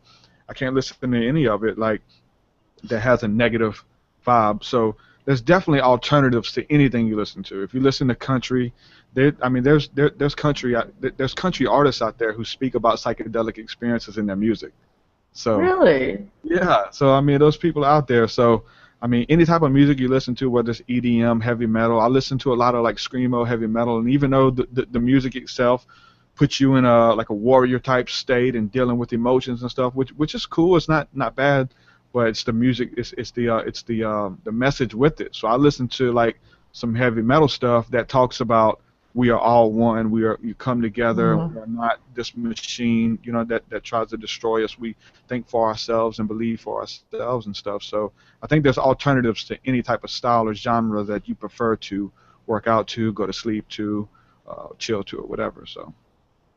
Yeah, and what you discussed before, because I didn't even think about this, how you have like a whole track of praying, but you turn it down so low that nobody can hear it. I'm sure they've got much similar things in the big time music, one thing that I've seen in rap music that is very bothersome and is it feels like they are targeting young black males mostly. And they get into the rap music. They start emulating the stars. They have their pants down around their knees, basically, with their underwear showing, and they, walk with their hand here and do the waddle, and then they speak in a way like you were. I don't know why you're worried about your speech. You sound fantastic. That's the one thing that people kept saying about you is how intelligent you were. So you don't even need to worry about that at all. But I think the rap music today is really degrading society. And I think it's so on purpose by our government as just another ploy in our country. Because I've got a neighbor over here, they're black. He's a pilot. She's a school teacher. The neighbor over here, she's like family. She's black and she's just like family to us. She's retired now, and we help her out. So they have talked to me. They're kind of an older generation. They talked to me about how they see that this music is transforming. Yeah. They said, "I'm ashamed of my own kind." Is what comes out of their mouth. So do you feel like young black males are being targeted because they are being shown to dress in a way that society will reject them, and then when society obviously rejects them because they're dressed like clowns, then they lash out. I think it's also a way to get them incarcerated ultimately and under control. I think there's an agenda. I think there's an agenda for that as well, to keep these prison systems, full to the max like that with young black males. I mean, I don't think I'm stepping out on the ledge to say that either. I think there's a lot of people who would actually agree with me. I believe it came in like a Trojan horse, definitely with the, the women, putting down the women. We've seen how, like, you can see it as far as, like, the way that the generation reacts to it. So, like, years ago in the early 90s, whenever Two Live Crew came out, they had some really nasty music about dancing and having sex while you're dancing and stuff like that, and it was a big deal. Like, it was a big deal. So they they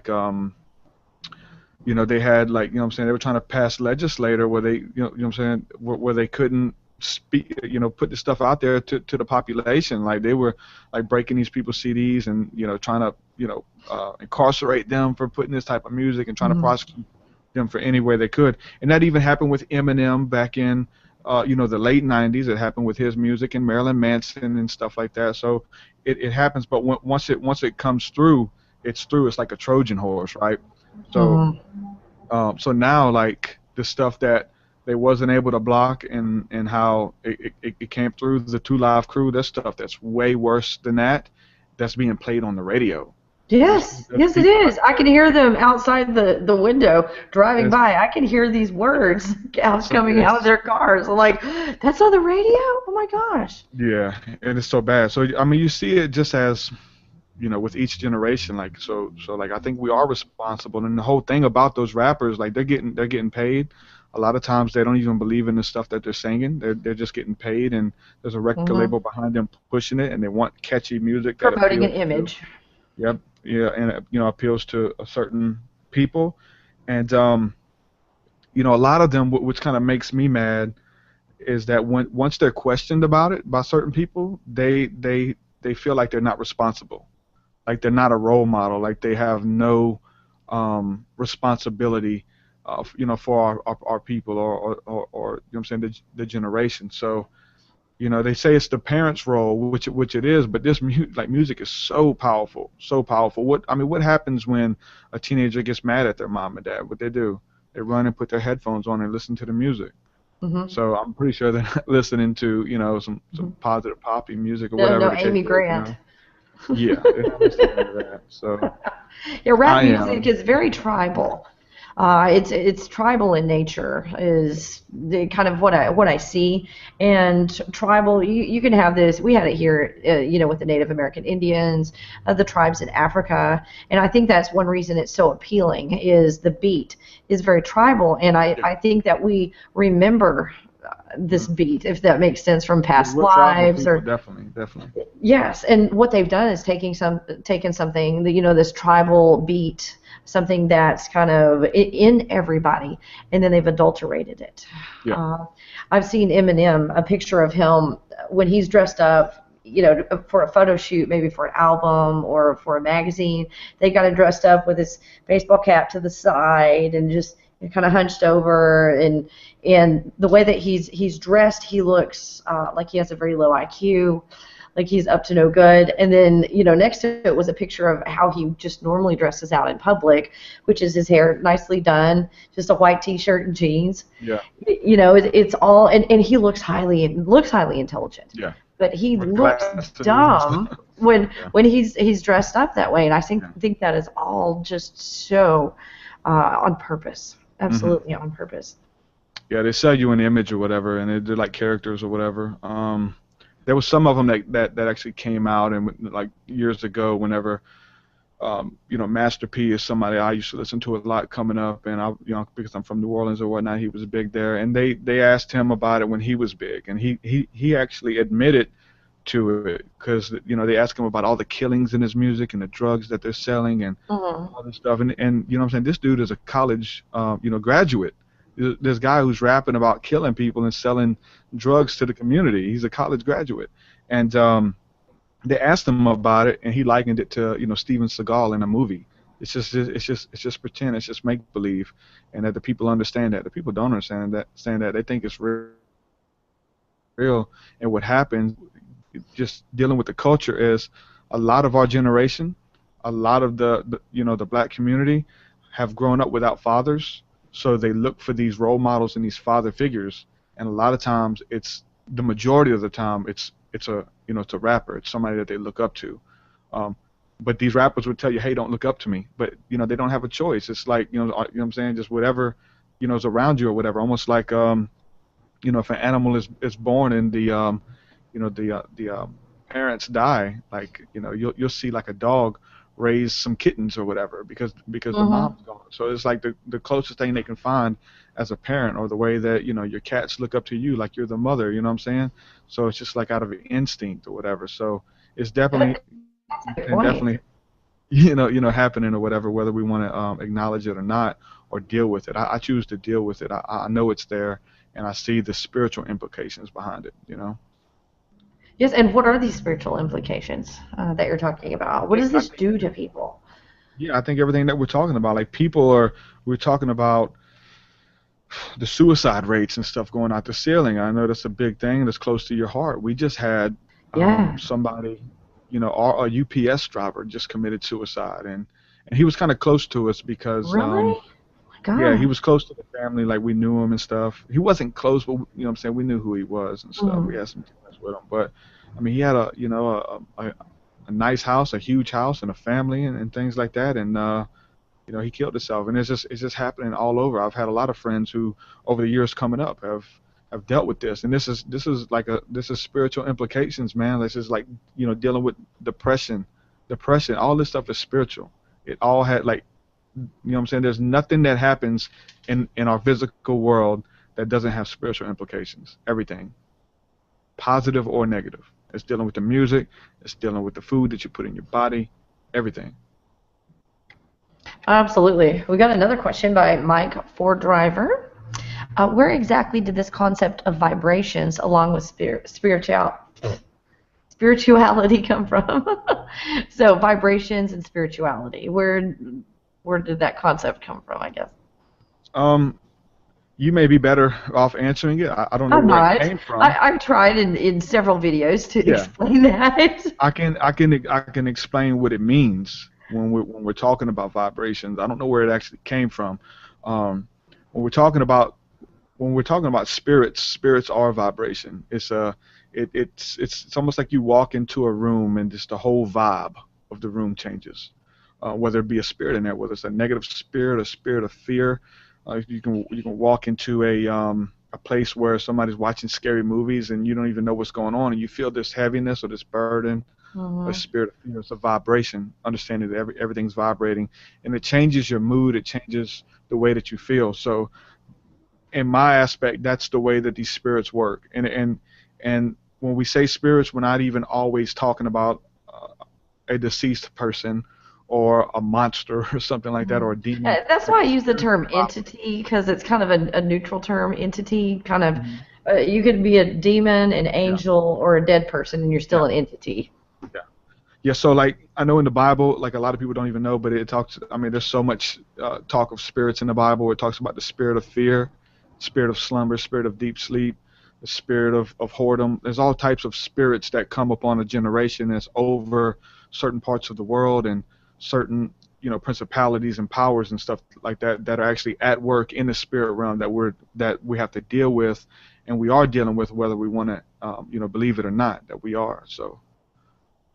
Yeah, and knowing that this entire universe, I mean, it's in the Bible.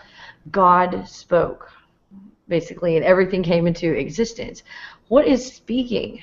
A vibration. Yeah, You're creating exactly. a vibration. And so it's not that God literally spoke, but it's like just God opened the mouth, the vibrations came out, and everything was created. So everything is a vibration. Yeah. The spirits, I guess, if you want to call it above us, there's really no above and below, but they are at a higher frequency. And something like this cup, and I was drinking this in your honor. I thought you'd like this with Halloween. So this appears to be solid. But when you look at this like under a microscope, there's so much space in between the stuff that makes this solid. So it's all vibration. It's just that when you're dealing with spirits, it tends to be kind of a higher vibration. And you talked about earlier, this is so cool. I don't know if you've ever tried to do this on purpose, but I've taught people how to do this. Close your eyes and make sure there's not like a lot of bright light around you, because it would be hard to see. But you close your eyes, and your eye lid, I guess, acts as a black screen. So when you close your eyes, you're just seeing black. Well, take something and make like a noise, like you know, like a tapping noise or a screeching noise, or even a door opening. But if you do like a sudden noise on these black screens, you will see a pattern. That when that loud noise happens, you will see a pattern. And you know, experiment with this. Do all kinds of different noises, like a bell ringing, you know, like a high-pitched frequency and a low, and you will see different patterns appear when you do this. Now, you spoke about the patterns when you did mushrooms. So this is something that people can see on their own without mushrooms. That's really cool. There's a scientist by the name of Eric Dollard, and he deals with sound and the roots of sound, and how whenever the church, you know, first started out, and they would do the Gregorian chants and stuff like that, how that was used to put you into a trance-like state and basically open portals with you know what I'm saying, and that would bring entities through, or to get you in touch with God, to put you in this trance-like state. And that's exactly what it was used for. And he talks about seeing, you know, having these different machines and stuff that he has with electricity, how he can produce sound, and that this music and stuff like that will basically form an entity, like some type of living, moving entity that will appear with electricity, that he's able to see it with music. So I think that's pretty deep, that you're able to do that. You know, he's able to capture it. Obviously, not just with the intention of the words and things like that, but the music itself, the different tones that you're listening to. And there's so much information online of people using some type of sand and stuff like that, and they'll play a tone, and the sand will vibrate on a solid, and it will begin to form some sacred, you know, geometry. Yeah, it does. You know, geometrical pattern. And sometimes when you play the crazy noises or the real loud, rambunctious noises, the water or the sand itself will actually take the form of some crazy shape that doesn't have any type of you know, shape to it. It's just crazy. So when you play these different notes and these different frequencies, that's where the, you know what I'm saying, the 432 vibration comes in at, that it makes you feel a certain type of way just by simply listening to it. I've tried it with my own music. I've tried it with different bands that I listen to. You can tune their music to the 432, and it makes you feel positive just by simply listening to it. So there's a lot of it. You can type it in on YouTube, and you can hear a lot of stuff that people have already did. There's bands like Tool and stuff like that who people have retuned their album to the 432 frequency. So just listen to the regular version and listen to the 432 version, and you can tell one is a good version, like it's good, like you can feel it, but the high pitch, 432, it makes you feel good to listen to it. It's a total different feeling. So there's a lot of people who that's the only thing they'll listen to. They won't listen to anything unless it's tuned to the 432 concert pitch. And in that, there are some people who don't understand that concept. Can you explain to them where this 432 came from? Well, yeah, the 432 is a pitch, so it's like everything, all the different notes and the tones have a different pitch and a different scale to them. So the 432 is like this heavenly tune that basically fixes your body, fixes your DNA. You can listen to it and it makes you feel good. The different tuning now, I'm not sure what everything's in now, but it's lower. So like they like everything that you hear on the radio is tuned to a very low frequency. It's a lot lower than 432. In church also, they've done this on purpose in church.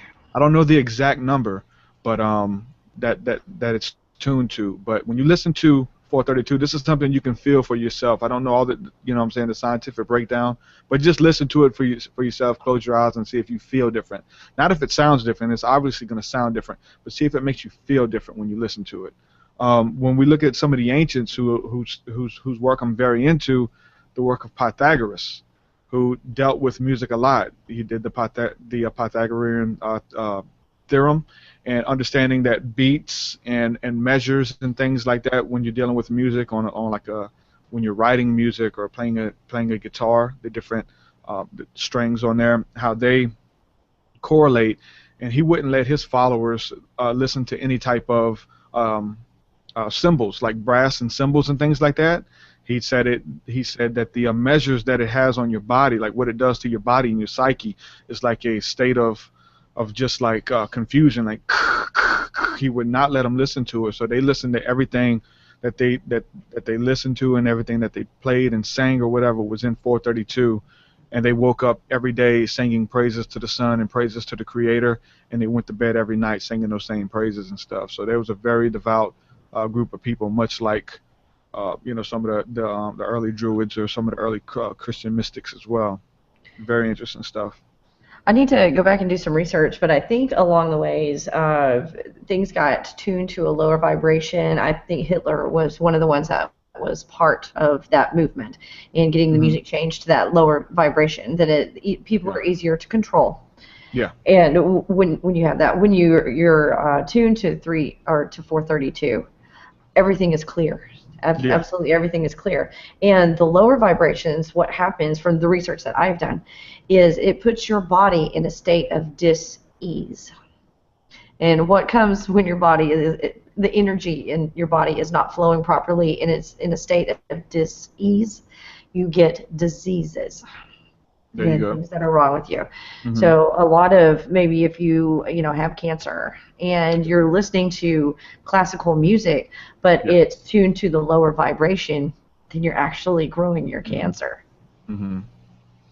Yeah, music is very powerful on every level, and I really believe in it. And there's a lot of people who will tune. They'll have a 432 tuning fork, and they tune their food and their water and things like that, and they say it's good for you and it makes you feel different when you drink it and stuff. And I did do, and we're talking about sound and vibrations, like I did do the Dr. Emoto Rice challenge. If nobody's, I wanted to do that. How were your results? It worked. It totally worked, 100%. Me, my wife, my daughter, we woke up every morning, and we had it close to the bed. So like when we went to the bathroom, we had to pass it up, and every morning we looked at one of the jars of rice and water. It was so what people, if they don't understand it, you take 2 jars of rice and water and you put it in there, and one of them you write I love you and you write a blessing over, and the other one you write I hate you, you fool on. And so every day you speak to that one. You speak blessings over one, I love you, you're good enough, things like that, and the other one you say I hate you, just speak down upon it. And after 30 days or so, the one that you speak blessings on kind of stays the same. It begins to actually ferment a little bit and still look like you can still eat it. But the And ones that it's you still speak white. negative, exactly, the one that you speak negative over and you know, tell it that you hate it and you wish it was dead and wish you never existed, it turns into mold. It gets all moldy and this nasty, disgusting, it begins to rot. So understanding that it's the water that you're speaking to, and our body is made up of water as well. It's like, you know what I'm saying, the majority water. So when you're speaking this over people, the same science applies, speaking over people. So, you know, you could try it yourself. Just look up, you know, Dr. Emoto Rice Challenge, and there's a lot of videos of people, you know, doing their own videos, and we actually documented ours as well. And that's why, you know, in the scriptures, you know, it tells you that life and death are in the power of the tongue. So, you know, you can That is degrade true. people, or you can speak blessings over people, and it would totally change, you know, their day. And like, you can speak life into somebody that's dying. You know what I'm saying? You can speak, you know, positivity into somebody who's been having a bad day, and you know, just one word of encouragement, even just saying hello to somebody who is lonely. You know what I'm saying? Just being there for somebody, speaking to them, you know, can move mountains. You know. Exactly. And then you have to be very, very careful. Like if someone has food that they're about to eat, and then you go, oh, that is disgusting. Oh, I hate that. How can you eat it? You have just basically changed the vibration of their food to become a poison. So you have to be really, really careful who you let around you. And I learned this lesson. I won't go into any details, but there was somebody that more than half of what I ate, because they don't eat fish, every time they would say, that is disgusting. I hate that. I don't like that. Yuck. And, you know, I finally said, listen, you know, every time you do this, I get sick after I eat. It doesn't matter what I eat. I get sick after I eat. Please stop saying that. And just don't even, you know, ask me what I'm eating or whatever. And then my body got well. I was getting sick all the time when this person was talking over my food. It's very interesting how it really does work. Yeah. Yeah. Yeah, so I think that's where the, you know, the concept of, you know, Christians blessing their food before they eat it, and they say a blessing and they give thanks for it, you know, and I think that's where that concept comes in as well. How much do you know about mind control and MK Ultra? Just the mind control that I really specialize in is the mind control through the media and through music and things like that. I do know what, you know, the MK Ultra is and stuff like that, and a lot of tactics are being used, and we didn't even scratch the surface. Even, I mean, we try to, you know, talk about the spiritual side of it, but there's so many. I mean, there's so much, you know, that's being used to push this state of hysteria and propaganda and watching the news and negative stuff. So it's very deep, and MK Ultras was definitely something that was used on our people. Oh, the question, I won't read like the whole question, but what they're wanting to know is they want to know more about sound vibration and black humans. Something about Professor Griffin can tell you more about it, and they put a link on there. So do you know anything? I've never heard of that before. Something about MK Ultra, the sound vibration, and the black humans. Now, it's something that we did talk about earlier. You were talking about a church that was basically acting like a cult.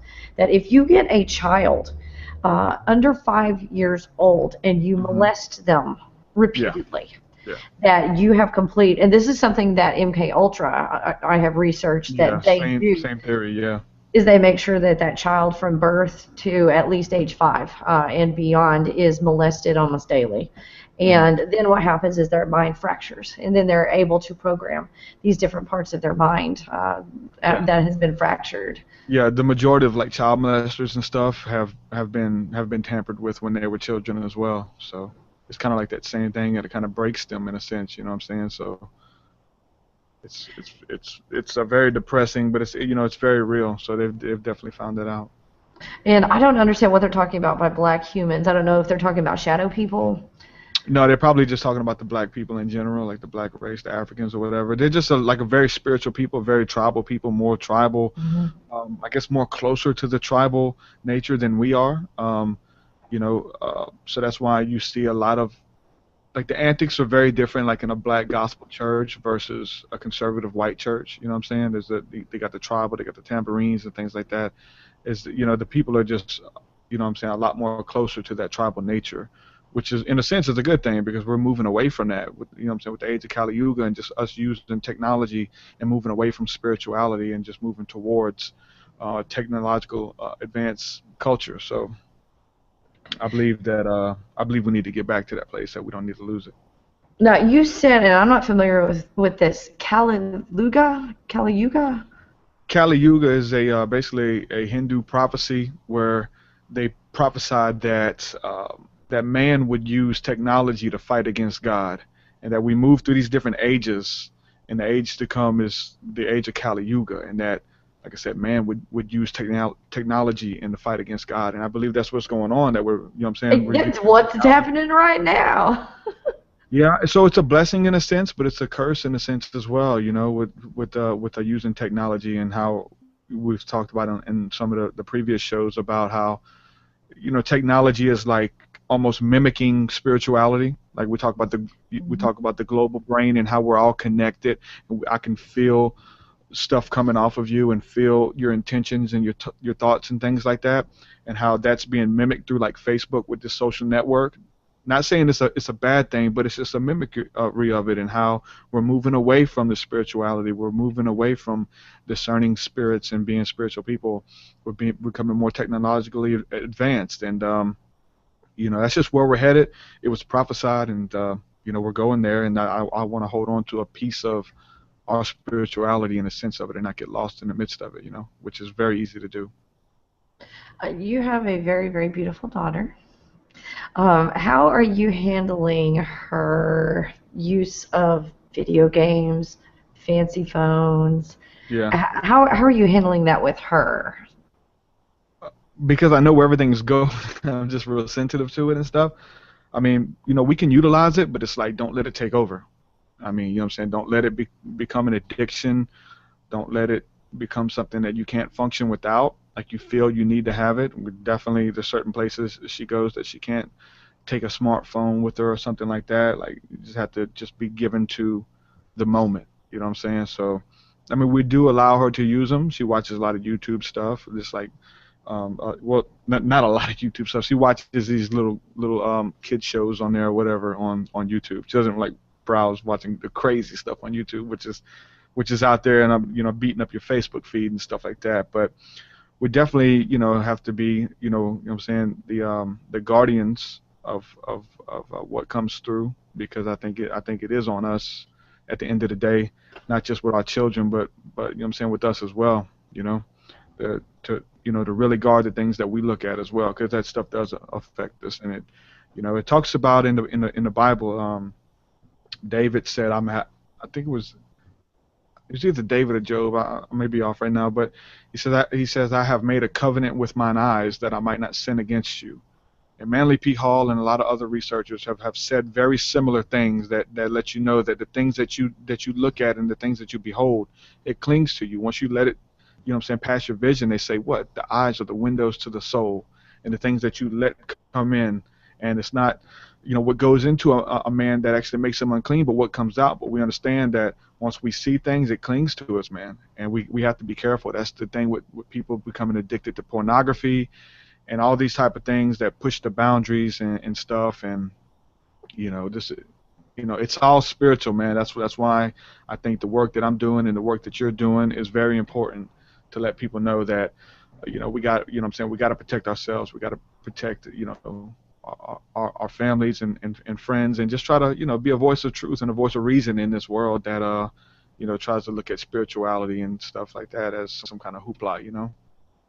It appears that your solution to this is something that people have a hard time, and this does exist, guys, it really does, parental responsibility. It looks like you're taking responsibility as a parent and not just saying she can't have it because I don't want to deal with it.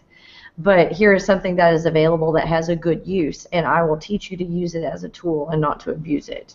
Yeah, but yeah, I know, because like I've got friends who they, you know, whenever they were born, their parents was into, a lot of the Christians got caught up thinking that the mark of the beast back in like the 70s or so was like the barcode, whenever that came into existence, that the barcode and then some more got caught up thinking that the Social Security number was the mark of the beast, and if you had that, then you're going to hell, and there's no redemption for you. So there's people who took that to the extremes, much like a lot of people now take the RFID chip, and they're like, if we get the RFID chip, it's the mark of the beast, and we're going to hell. So it's kind of the same thing. It just happened, in the past. History repeats itself. So it happened. So I've got friends who were born without, going to the hospital. They were born at home. They never got paperwork done. They don't have Social Security numbers and stuff like that, and their parents sheltered them their whole life. And so that's the thing. It's like they can't even get a job now. They can't function. They're like in their late 20s and stuff, and they can't even get a job because they have no ID. I think it's irresponsible to a sense, but I do see how people can become extremists with everything and try to shelter their kids from the world and stuff. And that's an extreme case of what happens, and we got to be responsible though. I want to protect my daughter from a lot of stuff as well, but I'm not gonna put her in a box, not let her spend a night with anybody and all this type of stuff. Yeah, I see that. I mean, my parents were really great parents, but their solution was no alcohol at all. Like, anytime alcohol came out, I wasn't even allowed to sniff it, to taste it, anything like that. This would be at, like, a New Year's Eve party. They would have champagne because there was no alcohol in my house growing up. So I had no experience with alcohol at home. So I went to college. I lasted, the first semester not drinking. And then I got a roommate that was like, here, try wine cooler. And then here went Kelli spiraling downward after that because I didn't know how to regulate my alcohol intake. I was never taught that. So the solution of just let's avoid it completely, let's avoid the phones completely, let's avoid any of this completely, then I don't think that's the best approach. Yeah, I'm the same way, and I've had this talk with my wife as well, because I do drink a little bit here and there. Definitely don't get drunk. I don't drink enough to get drunk, but it's the fact of doing it in front of my daughter. You know what I'm saying? My wife, she's a little bit more sensitive in that area, which I'm not. So yeah, my wife is a big proponent on not doing it actually in front of my daughter, like saying that it's okay. But I'm the other way around. Like, I'm kind of like, wanting to show her, like, look, it can be done responsibly. Like, I can have a couple beers and watch a football game, or have a couple beers and hang out or whatever and be okay. It's not like if you drink it, you're gonna get drunk and stuff like that. So I think it's kind of like with the church. I think that's where the church fails too, because they teach abstinence and not moderation. And that's the thing. Like, we teach them moderation and what it is. Yeah. So it's like, if you drink alcohol, then you're gonna be a drunkard, which is totally not the case. That is true. Well, we're out of time. I am so sorry. I have really enjoyed talking to you, and we got some good questions and covered a lot of good topics. So, any parting words for anybody before you go? If you like this interview and you haven't seen the other ones, we do have a couple more that we did together, and there's a lot of information in each one, and there's some background information talking about when I came out of darkness, being involved in some really deep satanic type witchcraft. So some other stuff you could check out as well. So definitely go back and check the past episodes, and check out my work at TruthSeekahMusic.com, Truth SEEKAH music.com, and I'm working on a new album. It's called 333. It will be out at the first of the year, so we're working on that to get it done. So subscribe to my YouTube channel, youtube.com/TruthSeekah, LCOB. Just search it on YouTube. You can find me, and stay in touch and send me a message, and reach out to me. I love to respond to questions and stuff. So fantastic, because you probably have time to. Not really. I do because I love it. Yes, we do. Thank you so much for being on the show, and hopefully we will have you back. If you guys want TruthSeekah back, let us know in the comments, and put some more questions down there in the comments if you have any, and let us know when we have him back, what do you want him to talk about. You are such a wealth of knowledge. It is such a pleasure having you on the show. And according to some of the women and girls on my Facebook page, you are very easy on the eyes. Thank you. They really like that. Not so bad yourself. Oh, well, thank you, thank you. It's all hairspray. So, all right, guys, well, we're going to say goodbye for now, and I guess we will see you on the next video. Bye. Peace.